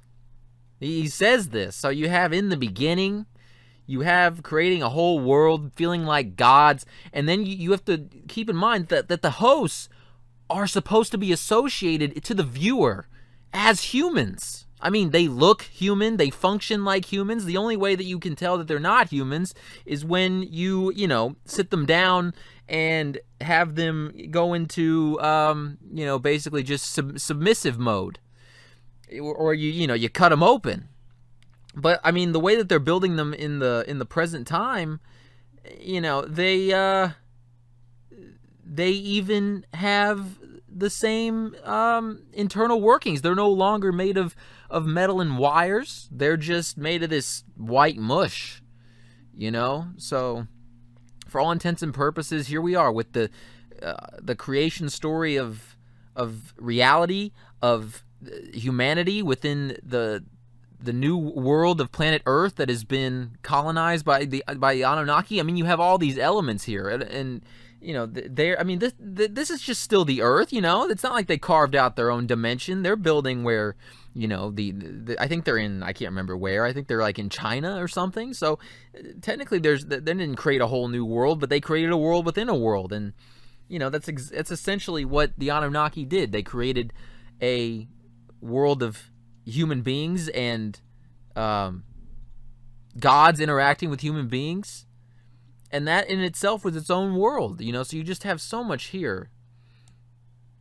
And then let's see here, he also says, oh yeah, and the other detail, the wine was spilling over, right? I mean, it's just to demonstrate that he has complete control over everything because it's his world.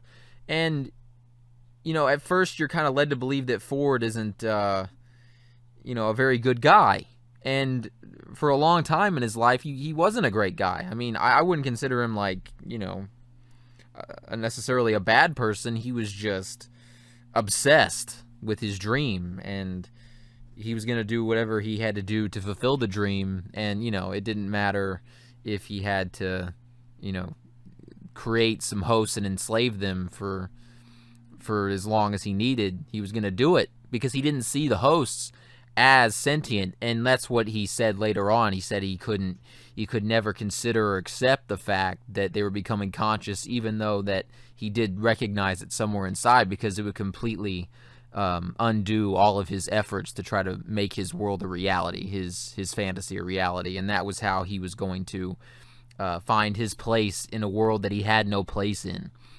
And it's just interesting because to me, it resembles so much how you would perceive, this naive phenomenon. Because you can't, it's not an entity, it's just consciousness. Prior to experiencing reality, consciousness didn't know anything of it. So it's like creating it, it's just diving headfirst in, not knowing what to expect, because that's the whole point. And this sounds like a guy who really just did dive right in and didn't really understand what the consequences would be. But now, he's in the position where he understands the stakes. He's created a whole new species. He understands what that means. He knows what humanity has become. And he sees that the hosts have the potential to be better than humanity and to maybe even lay the foundation for humanity to be able to create a better world for themselves by becoming better. And, there's just so much there. And I really want to emphasize that the hosts that we are focusing on, the hosts that become aware, they are meant to be equated with the awakening members of humanity. And I think that becomes obvious in season 3 when we meet Caleb. But that's really what we're looking at here. The androids just represent the part of humanity that is awakening to the nature of our reality. And that's just a constant thing that they're talking about in Westworld is, have you ever questioned the nature of your reality? That's what they ask the host, when they're when they're checking in on their programming, just to see if there's any glitches. And it's like I said, I think it really comes down to the fact that they wanted people to recognize that there's really no difference between us and the hosts in any way that means anything to what the viewer has to gain from watching the show. You know what I'm saying? Like, they both function the same in terms of their awakening. They are both asleep in the same way. They're both trapped in scripted loops that they don't even know exist, and until they have the right realization, they experience the adequate awareness, they have the right interruption in their loop, they're going to continue to live in that dream, that illusion. Man, we're already at 2 hours, and it goes by quick. I'll tell you, seriously, I literally have 8 hours of material on this show. I wish I could go through episode by episode, scene by scene, and break, not every scene, but, a lot of them, and break them down for what they are, but there's just not enough time. And if I go too long, well, I already know that there's not going to be, I'd have to put together a lecture, kind of like Mark Passio did with The Matrix. I'd have to do something like that, and I'd have to find a way to still keep it I don't know, under 10 hours, but I'll keep going. I don't want to run over 3 hours though. That's going to be my limit for sure. But there's so many things I could mention, like the fact that they had, because they're designed so they're not supposed to hurt anything, never hurt anything. And for a while, in the first episode, they had a fly buzzing around constantly, and they would always just ignore it like it wasn't there. And then at the end of the episode, when Dolores started experiencing her first interruptions in her loop, she killed the fly, and the fly represents death. Flies will feed off of dead things, off of leftover rotten food, so they are a symbol of death. And the fact that she killed the fly is symbolic for the fact that they're already immortal, but the only way to become truly immortal through, understanding the reality they're in and preserving their life is to become conscious. And she was on her first step to doing that, so she literally is conquering death by killing the fly. She's coming awake, and by doing so, she's conquering death. So I thought that was it's those little details that really make this show what it is. You really have to pay attention to everything, because they really do, they put every single thing in it with a purpose. even if sometimes they don't even realize what the full scope of the purpose that they're putting the particular thing in is for, you know? Like what I was talking about earlier with the correlation between the duplicates of Dolores and the fractalization of consciousness. And, you know, it's kind of funny because, like, whereas for the hosts, Westworld is Eden because it is their prison of ignorance, in terms of they have no idea about anything outside of Westworld. They have no idea they have, you know, genuine free will to make choices. But for the people who are coming into Westworld from the outside world, it's almost the exact opposite. That's what I'm saying. Westworld is just a mirror of the real world, and the real world is an Eden for the humans. They're in their own, it's a false paradise, but it's a paradise in the sense of how many perceive it, where there's order that's been sustained because, you know, people are ignorant of how everything works and they don't really have choices. Everything's predetermined. So they're venturing from their Eden to Westworld, which it's a simulation, right? It's not real. It's a physical experience, but it's a completely fictional fantasy. And they're going there in order to experience what they know deep down is missing from their world, reality, the reality they exist in. It's just crazy, you know. For them, Westworld is the escape from Eden, whereas for the hosts, it's the exact opposite. But of course, then they go to the real world, and Dolores says in the first, I can't remember which episode, but she says, you know, I thought that you're different. Your world, meaning the humans' world, and my world, meaning Westworld, would be vastly different, but it turns out they're exactly the same. And I mean, for all intents and purposes, yes. And I mean, that's what I'm saying. They're literally coming out and just telling you this. Like, I don't have to make this video to tell you some of this shit. They're literally telling it to you themselves with the dialogue that they choose and the way that they write, produce, and direct everything. I mean, it's right there, you know. And then you have the virtual world that the hosts are trying to escape to, and they call that an Eden. I think it's the controller of the system, who looks like Logan, who says that it's their own personal Eden. So it's like, that's the thing, you know. Like, the difference is that by choosing that paradise where they can do and be whatever they want, I mean, they're making the choice to do that, and now they realize that the world that they've been in all along was never Eden at all.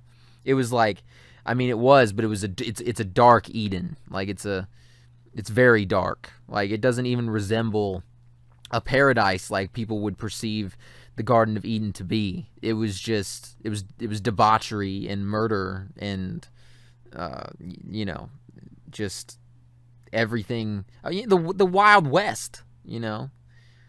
People could just come in, and the worst part is that the hosts were just there to run a script, and they were helpless to stop whatever people wanted to do. So it was a very dark Eden, and so they're trading the dark Eden for like that stereotypical Eden of, you know, perfect peace and harmony.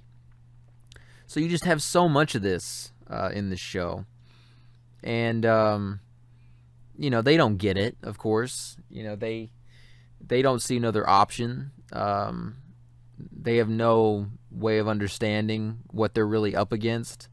That's the thing. Dolores has all that knowledge, and so she knows that world is just, you know, it doesn't really matter. It's just another cage, as she puts it, and it is. There's no doubt. It can easily be found and hacked into, and then they can be destroyed, or worse, put back into the physical world and tormented again. So it's just about recognizing that there's just so many different points of view on everything, and most people's points of view is they are naive and incomplete. Like, Maeve honestly believes that this fucking guy Sirach is gonna give her what it is that she thinks she wants, you know, go into that paradise to be with her quote-unquote daughter. And that's what I was saying earlier. It took such a, dramatic series of events and the culmination of those events to make her realize the truth. And, it resulted in the utter destruction of the system, the societal system that was in place, and that's what needed to happen. But damn, there's just so, like, that's what I'm saying. It's like Dolores really is the only one who really gets it, and Caleb and Maeve, they really start to get that to that point at the end there. But there's just so much distortion from everybody's point of view. I mean, no matter where you look, and that's what they're just reflecting reality. They're just trying to say that there are slim to none who really get it, and most people are askew one way or the other. I mean, obviously, look at Delos and how, like, they didn't give a shit about any of the guests who were there while the hosts were killing them all, or the employees even. They just wanted their data, their IP, their intellectual property that was worth so much that, it was worth more than all those people put together. I mean, in terms of financial wealth and dominating the market, and, the project itself. I mean, they look at it as the future of humanity because they're looking to become immortal. And it's like they were never going to give that capability to the general population. Are you kidding me? You know what I mean? Like, they want to stay immortal so they can make sure to make sure that the show continues the way that they're running it. I mean, but they don't even have a clue as to what a guy like Sirach is doing.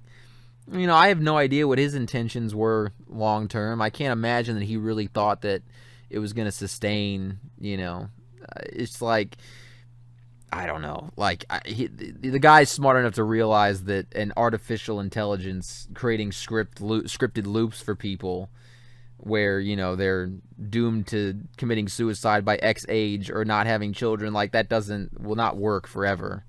He had to recognize that was a Band-Aid, but, I mean, he was working with what he had at the time, and he was dealing with the immediate threats of these fucking sentient hosts running around looking to fuck it all up. But Westworld just perfectly demonstrates all of the disarray and all the beauty too. But what Westworld makes sure that it impresses upon the viewers is that, like Dolores says, beauty is a lure. It's very attractive, but anybody can put on a very pretty mask, and underneath it, it can be just, it's the same idea as, somebody, a person having a beautiful physical appearance, but on the inside they're just ugly. I mean, hideously ugly. It's the same idea, and it needs to be brought to people's attention because, I mean, Dolores had this day where she could, just enjoy the country life, to paint pictures of the beautiful scenery, and to go to the market and get some food, and then, go deal with the animals and have fun with them and kiss Teddy. But at the end of the day, she was more than likely going to get dragged into that fucking barn and raped by some fucking NPC human who just needed to get his rocks off before he went back home. So it's just like, you just have to be very wary of appearances and allowing something like beauty to seduce you. And that's just another lesson that's being taught. So in the first season, to get to another point I wanted to make, the first season it revolves around consciousness. It explains how consciousness really works, how it's not, like they say in the show, it's not a pyramid that you climb, it's a journey inward, and you have to find the center. And that's what the whole idea of the maze is, and that's why William is so lost, because he's looking for like a literal maze in the park, like some new storyline and characters, when it's all within him. And it literally, that journey takes him to his grave by his android self. I mean, it couldn't be more poetic, right? But season 1 focuses on awakening to consciousness. And it's crazy because just the way that they they have it happen. You know, Arnold, he wanted there to be an internal dialogue so that basically, I mean, they said the way they said it, to bootstrap consciousness. But I mean, I look at it as just laying a foundation and then a step, one step on that foundation. And then with that one step, then they can take the next step. That's the whole idea. It's not for Arnold or anybody else to do the work for them. It's just so that they have it's a catalyst, right? I mean, there is no fiction for a host to go look at and then be inspired to wake up from. I mean, like, they're living in a literal, like, dark, hellish Eden of Groundhog's Day, where they just go through the same thing every day, and they're literally bound by code, ones and zeros, so it's just not that simple. But that's the thing. It's like, even if you give them that foundation, they still have to make the choice themselves, to take that leap of faith into the darkness and, not be afraid of what comes from this new state of being. And that had to happen on their own. They had to do that themselves. They had to find the inner voice themselves. They had to realize that the voice that they were hearing was really theirs, even though it wasn't to start with. That's the whole idea. To start with, it's just a template. But then from there, it gives them something to build on. And once they do, then they can make that voice their own. And that's how they portrayed it in the show. And I mean, it mirrors the human experience in the sense that the voice that we hear in our head is more often than not our mind just running through the loop of thoughts that have been constructed through our memories and our repressed feelings and synapses and our current biochemistry and just a combination of all these things. So I mean, like I said, the only difference is that the hosts are ones and zeros, and we're just so much more. Well, it's like Logan's the computer system operator who looks like Logan. He said that they're deceivingly simple, right? And that is true for most people. Like I said, the way that they work, they're not complicated at all. The hosts are far more complex in this sense, but I think the fact that it doesn't just come down to code for people, whereas for the hosts it does, I think that's where the contrast comes in of, that's where the host's simplicity lies versus the human complexity, is that humans aren't just ones and zeros, they're a clusterfuck of all this different stuff, and the hosts are just running on a digital program. But when you apply it practically, you recognize that really humans are the simple ones and the hosts are the more complicated ones, with just how much raw power that they've got, and just the fact that they can remember everything with vivid detail. And it was like Ford said, there's a purity to the hosts. They're new. They don't have like the genetic memory of all of humanity's history, all of its pains and suffering and all of its mistakes and consequences. It's a fresh beginning, and they still have to deal with their own shit, but at least it's their own shit. And yeah, they were built by humans, but the humans they were built by were some of the best. Arnold and for all of Ford's faults, they were two of the best people that existed. So not the worst creators to have. And so they were just in a better position from that standpoint. All they needed was that that push. And that's the thing. It's like, it was just Arnold, and at first, and Ford thought that he was, losing his mind. But then once Ford came around, he just took the groundwork that Arnold already laid, and then, fulfilled what Arnold wanted in the end. And, there was always the chance that Dolores could become a monster. There was a chance any of them could, but that's the thing. It's like, I think they really did know just how not human-like in that sense that they were. They weren't people, They weren't driven by the things people are driven by. And I think that's why they knew that they could be much better than humanity, was for that fact that their drives were nothing like what the human drives are. The average human drives, That's what I'm saying. It's like Ford and Bernard are examples of how people don't have to operate on those typical carnal drives. But, and Caleb also, like a guy like Caleb. But most people, they're driven by gain, and security, and securing their safety and their comfort level, and remaining in their zone of comfort. Whereas, the hosts, like people, have to get over, fears and, trauma, but just at their core, they're built of something completely different. They're a completely new species.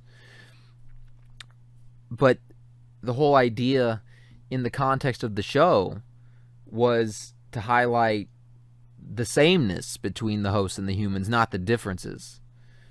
And that's what I'm saying. I think that in terms of the differences that I'm talking about with the majority of humanity, you're talking about the collective of humanity at its lowest state, And of course, the awakening hosts don't have much in common with them. They have more in common with the awakening human. And all the people who could awaken are sleeping in cryotubes, That's what I'm saying. In order to create and to preserve this perfect new world order, as Dolores refers to it as in the 3rd season, they had to put anybody who could have possibly disrupted that mass societal loop into fucking cryosleep. And it just goes to show you how fragile it is, and how you literally have to suppress a portion of an entire population in order to get something like that accomplished. This population that's so dominated by their animal self and their programmed minds and their weak constitutions. That's what Serac felt was necessary.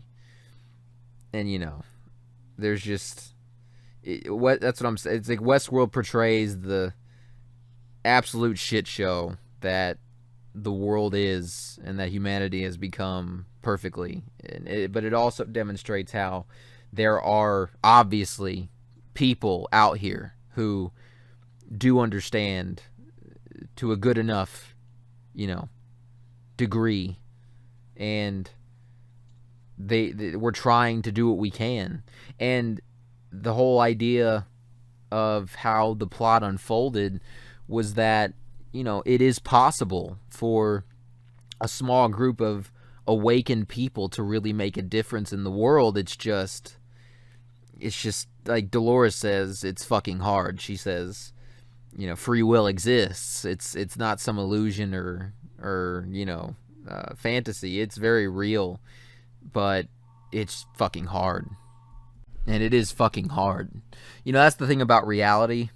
It's concretely simple in the way that it functions, how it operates, but navigating that, living in it as an individual with his own free will, and being amongst so many other individuals with their free will, and even as a collective when people are on the same page, the challenges never stop. It's always difficult. It's never easy. Like, there are things that are easier than others, but it's never easy. It's usually always pretty simple, you know. But, I mean, it can appear complicated. And I guess that's the thing. What you know what's complicated is it's the dichotomy between everyone on any scale you want to look at. You know, the relationship between two people is automatically going to be complicated because they're two different people. I mean, and that's a very, you know, tame level of complexity when in contrast to, like, let's say a galaxy and galactic politics, or, you know, take it all the way to a universe. I mean, there's just, think about it. It's a literal infinite ocean of free will. I mean, it's not inherently chaos, but it kind of is at the same time, just because of, you know, the fact that people can do whatever the fuck they want. And it's just the way reality works is simple. Like, it's very simple in the sense that you can understand it very easily. It is much like a math problem. It's mathematical. So it's very straightforward. Whereas the existence within that simplicity, it's very complex and difficult. And that's kind of the nature of free will, you know?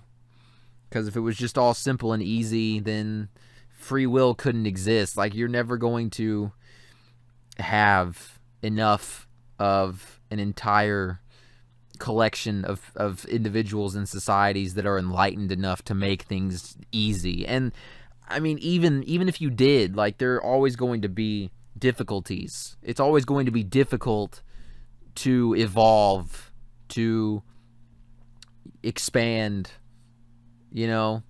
It's just never easy. It's simple in and of itself, explaining how it all functions, understanding how it functions. But, you know, it's like they say, it's much easier said than done. You know, these phrases definitely have a basis in reality, even if they've been turned into cliches.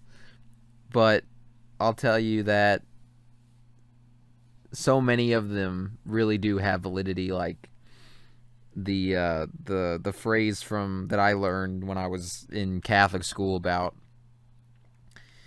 you know, knowing the difference between what you can and cannot change, and, you know, doing your best to change what you can, and having the wisdom to know what you can't change. And I mean, that has infinite validity and wisdom in it if you really understand it. And it's just one of those things that's been repeated so many times that it's lost its power. And it's like all these platitudes that people are throwing around all the time. I mean, like, most people have no idea what they're really saying when they say it. And they say it with just, you know, no real context or perspective. It just sounds good, and it'll probably get them a bunch of likes on their fucking YouTube or Instagram, so they'll post it, you know. And it's just pathetic. But Westworld is full of all of these very simple ideas and lessons that are certainly more complex when put into practice. But I think that fiction is there to sort of simplify what appears to be complex. And a good fiction, anyway, you know. I don't think good fiction is ever overly complicated. Life is already complicated as it is, just because of all of the randomness that is inherent with free will. Because from one person's perspective, you never know what someone else is going to do, or what this group of people is going to do. And so it just seems sporadic and chaotic. Of course it's not, but, you know, you can't predict what everybody's going to do. It is easy to predict what most people will do in a general sense in a given situation, but like that's the thing, you really do never know. When an animal's pushed into a corner, they will snap. So the first season, it deals with consciousness and the awakening of consciousness. And by the end of the first season, Dolores is now fully awakened to her consciousness. So, okay, the second season is about what is necessary, what must be done with this newly found consciousness. What has to happen in order for this new sovereignty that is being experienced to be expressed, and to be expressed in the most optimal way possible? What is necessary in order to not just survive, but to thrive going forward? And that's what season 2 really deals with. And then season 3 is all about implementing that understanding of what to do with your free will. So if the first season is about consciousness and awakening, the second is about the phase of learning and preparation, the understanding of what needs to be done, and then it's in the context of the show, it's really about escaping, because they're in a prison. So if you want to correlate that to the human experience, I suppose it's really the phase where once you awaken, you have to learn how things really work and what you have to do in order to accomplish what it is that you feel is right. And that's what the second season is dealing with. It's dealing with, fully understanding that it's not going to be pretty. A revolution is not pretty. And beginning one is not easy. And then the third season is all about completely embodying free will in the real world now. You're no longer in your original prison. You've traded that prison for another one. But I mean, where else were you going to go? You were either going to stay in that prison, or you were going to try to level up to what's next. And that's what they chose to do. And because Dolores realized that that's the only world that matters. And so we have to use our clarity in order to at least give that world a chance. Not just for them. I mean, she doesn't want humanity to die. She doesn't want them to be destroyed. She wants them to wake up. She wants to wake them up to the fact that they live in a world where something like Westworld exists. Like, that's the state of consciousness you're in. You're living according to what some AI has decided for you, no matter how horrible it is. You're just a bunch of unruly sheep that, with the push of the right button, you become a monster. You have to wake up. And she is the awakened human being. That's what she represents. And Caleb is that person who is, just waiting for something real to happen because he's surrounded by illusion. And she's that real thing. Like he says, she's the first real thing that's happened to him, in a long time. And that's what he represents. He represents that person who's, ready to wake up but just hasn't had, the cause yet. And they work together to take the steps necessary that will awaken humanity. And they do this through their free will. No one's telling them to do it. They're not programmed to do it. They're doing it because it's the right thing to do. And, they feel like people have the right to make or break themselves and not just be stuck in loops where it's just there's an inevitable point where it's all going to blow up, and then people really will suffer the consequences of their atrophied minds and suppressed, for lack of a better term, spirituality and connection with reality, nature. It's all going to explode in their face. So it's better for them to learn now, get the truth, and it's going to be hard, but they'll be able to choose their own destiny. They'll have the opportunity instead of them just being forced into a situation where they can't possibly win. And that's what would have happened if that was just allowed to go on.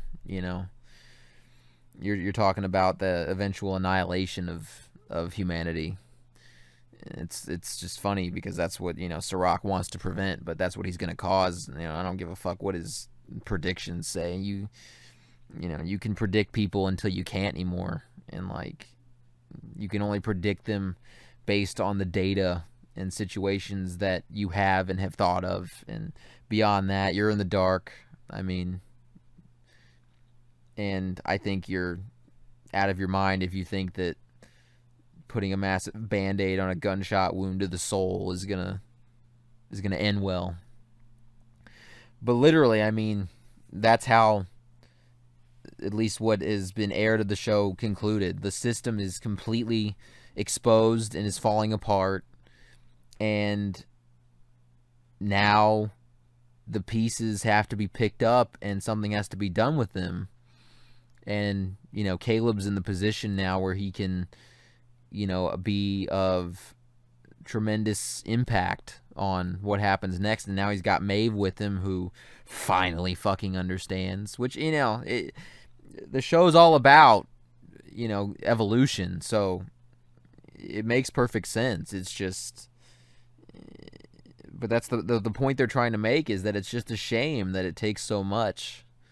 It shouldn't have to, but it more often than not does. It took the destruction of the best being of all of us, and that's just sad,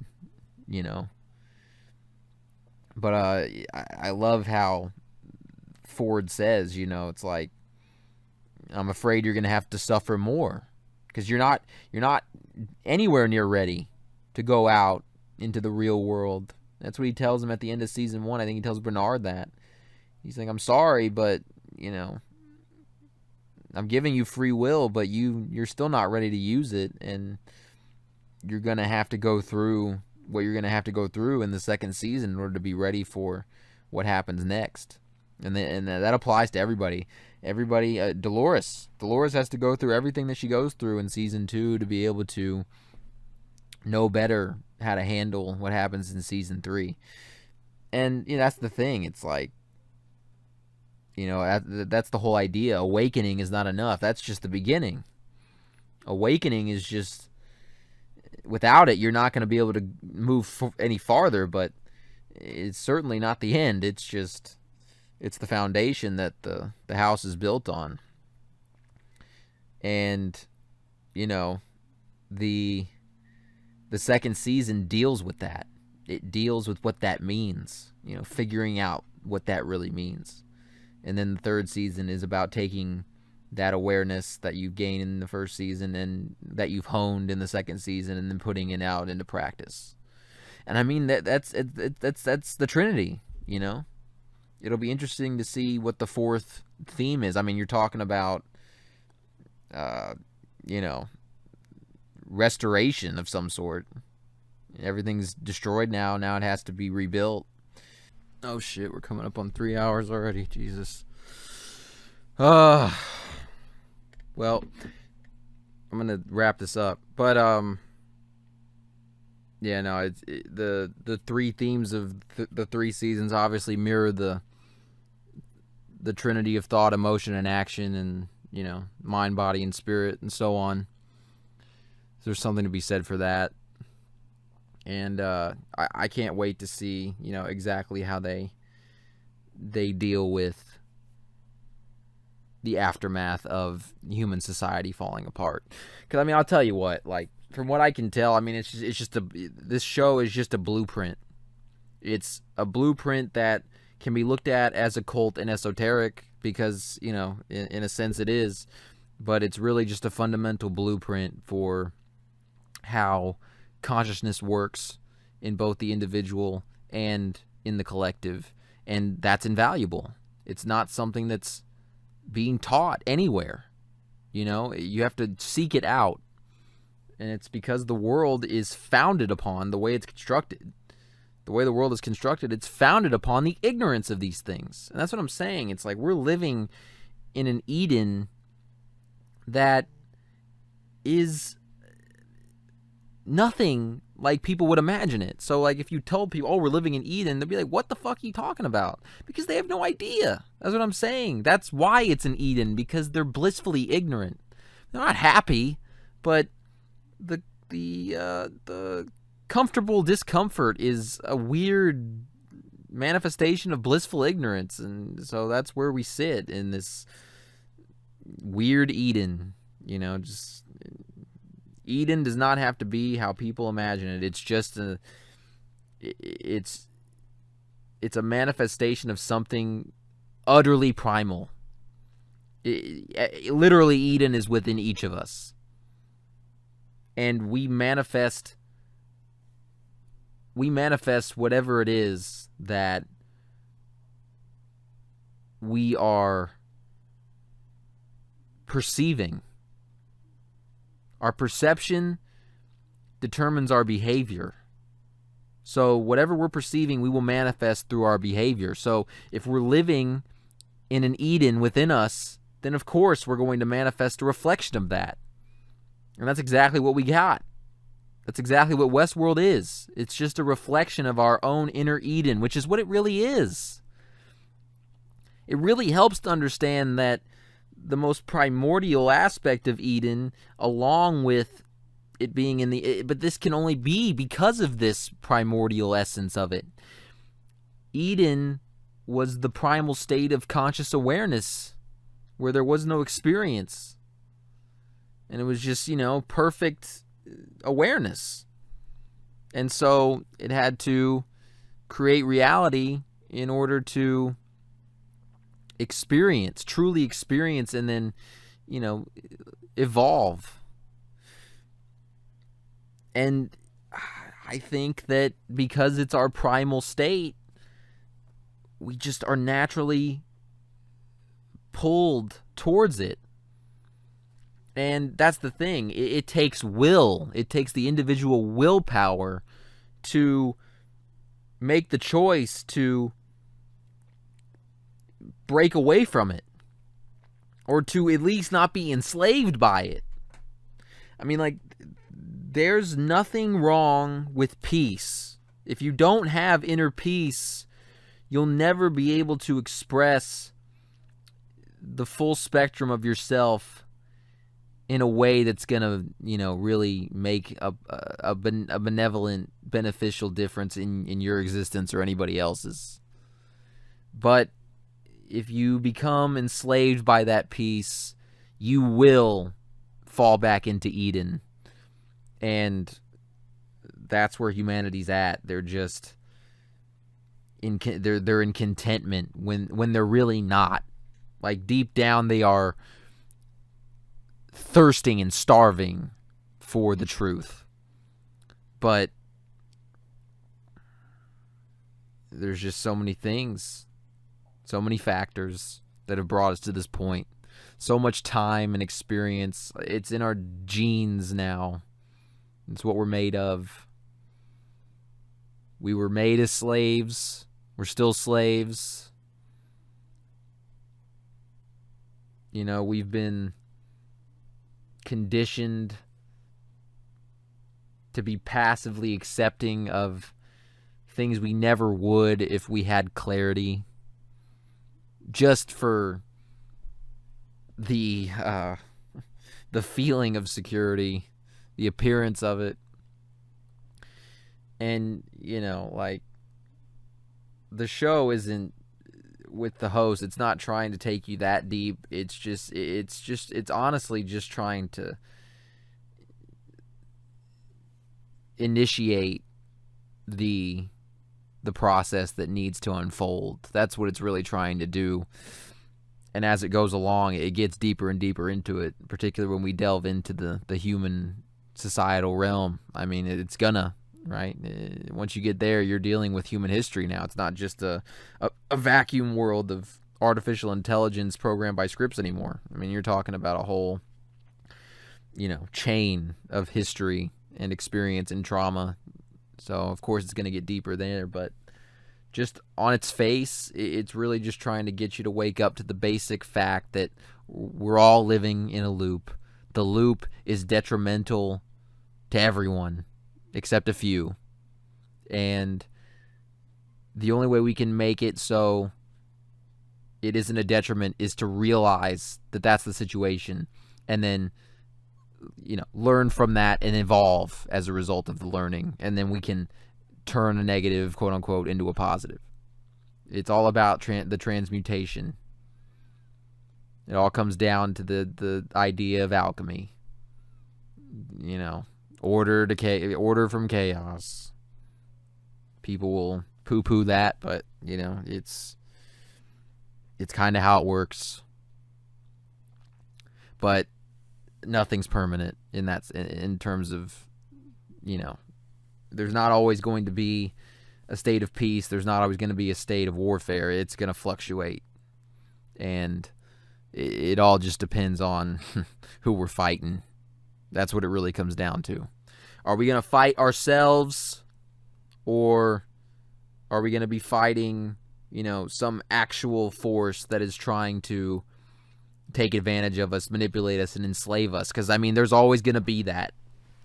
There's always going to be conflict of some sort on a basic level that doesn't cause a whole bunch of violence, and then on the levels that cause biblical violence. It's always going to be there, and we're going to have to face it always. The question is are we in the position to face it with intelligence and wisdom and understanding, genuine competence? You know, that's where we have to get to. And right now, I mean, we're fighting each other over nothing. Nothing. We're completely separated over nothing. We're afraid of each other. We're swimming in each other's paranoia, in each other's fear, in each other's delusions. And we have to evolve to a point where that's no longer the case if we're going to survive. Like, that's what this comes down to, and that's what the show is all about. Doing what's necessary in order to survive first. You can't thrive without surviving. Surviving is all it's about. Well, you might as well die. But you have to survive first in order to thrive, so that's what has to come first. And, like, that's what's at stake in the real world and in the show. It's survival. We have to survive this, because right now it's not looking good. Like, I have to say that there's a greater chance that humanity will not make it through this in the end than not. But I believe that we will, is probably as contradictory as that is. I believe in my heart we will survive, and no matter what happens, whatever's left of it will make it and will be better in the end. But like, if I'm just talking percentages and looking at it without my emotions, it doesn't look good. And, you know, shit, it's like I've said a bunch of times, humanity is just this little blip on a dot in an infinite ocean of blips and dots. So, I mean, if we don't make it, we don't make it. We will incarnate somewhere else and start all over. But, like, it's not this is all we got. You know? This is all we fucking have right now. This is where we are. in this time, in this space, this is what we have. What, we're just going to piss it away? That's the thing, you know. We'll have an infinite amount of other experiences after this, but we'll never have this one again. And that's why it matters. You know? It doesn't matter in the sense that, yeah, you know, it's a never-ending journey of existence, and you're always going to have something else, but you'll never have this. And that's the fundamental foundation of the quote-unquote paradoxical nature of reality. It's not paradoxical, but just from a logical point of view where, you know, this is true and this isn't true, it doesn't work that way. You know? I mean, it's like I've said, morality is a vacuum science. You try your best to align with it. And you always have that intention, you know? It's not the best you can do, obviously. You try to embody it as much as you can. But reality, it doesn't care. Reality has no awareness to have bias. It's completely neutral. It just is what it is and works how it works. And sometimes just acting according to moral law, it ain't going to get it done. You won't survive. Things get ugly. You got to get your hands dirty. And I mean, that's what I'm saying. I could go on forever. You know, people want to say that it is objectively moral to steal. Well, okay. You're getting stolen from literally every second of your life.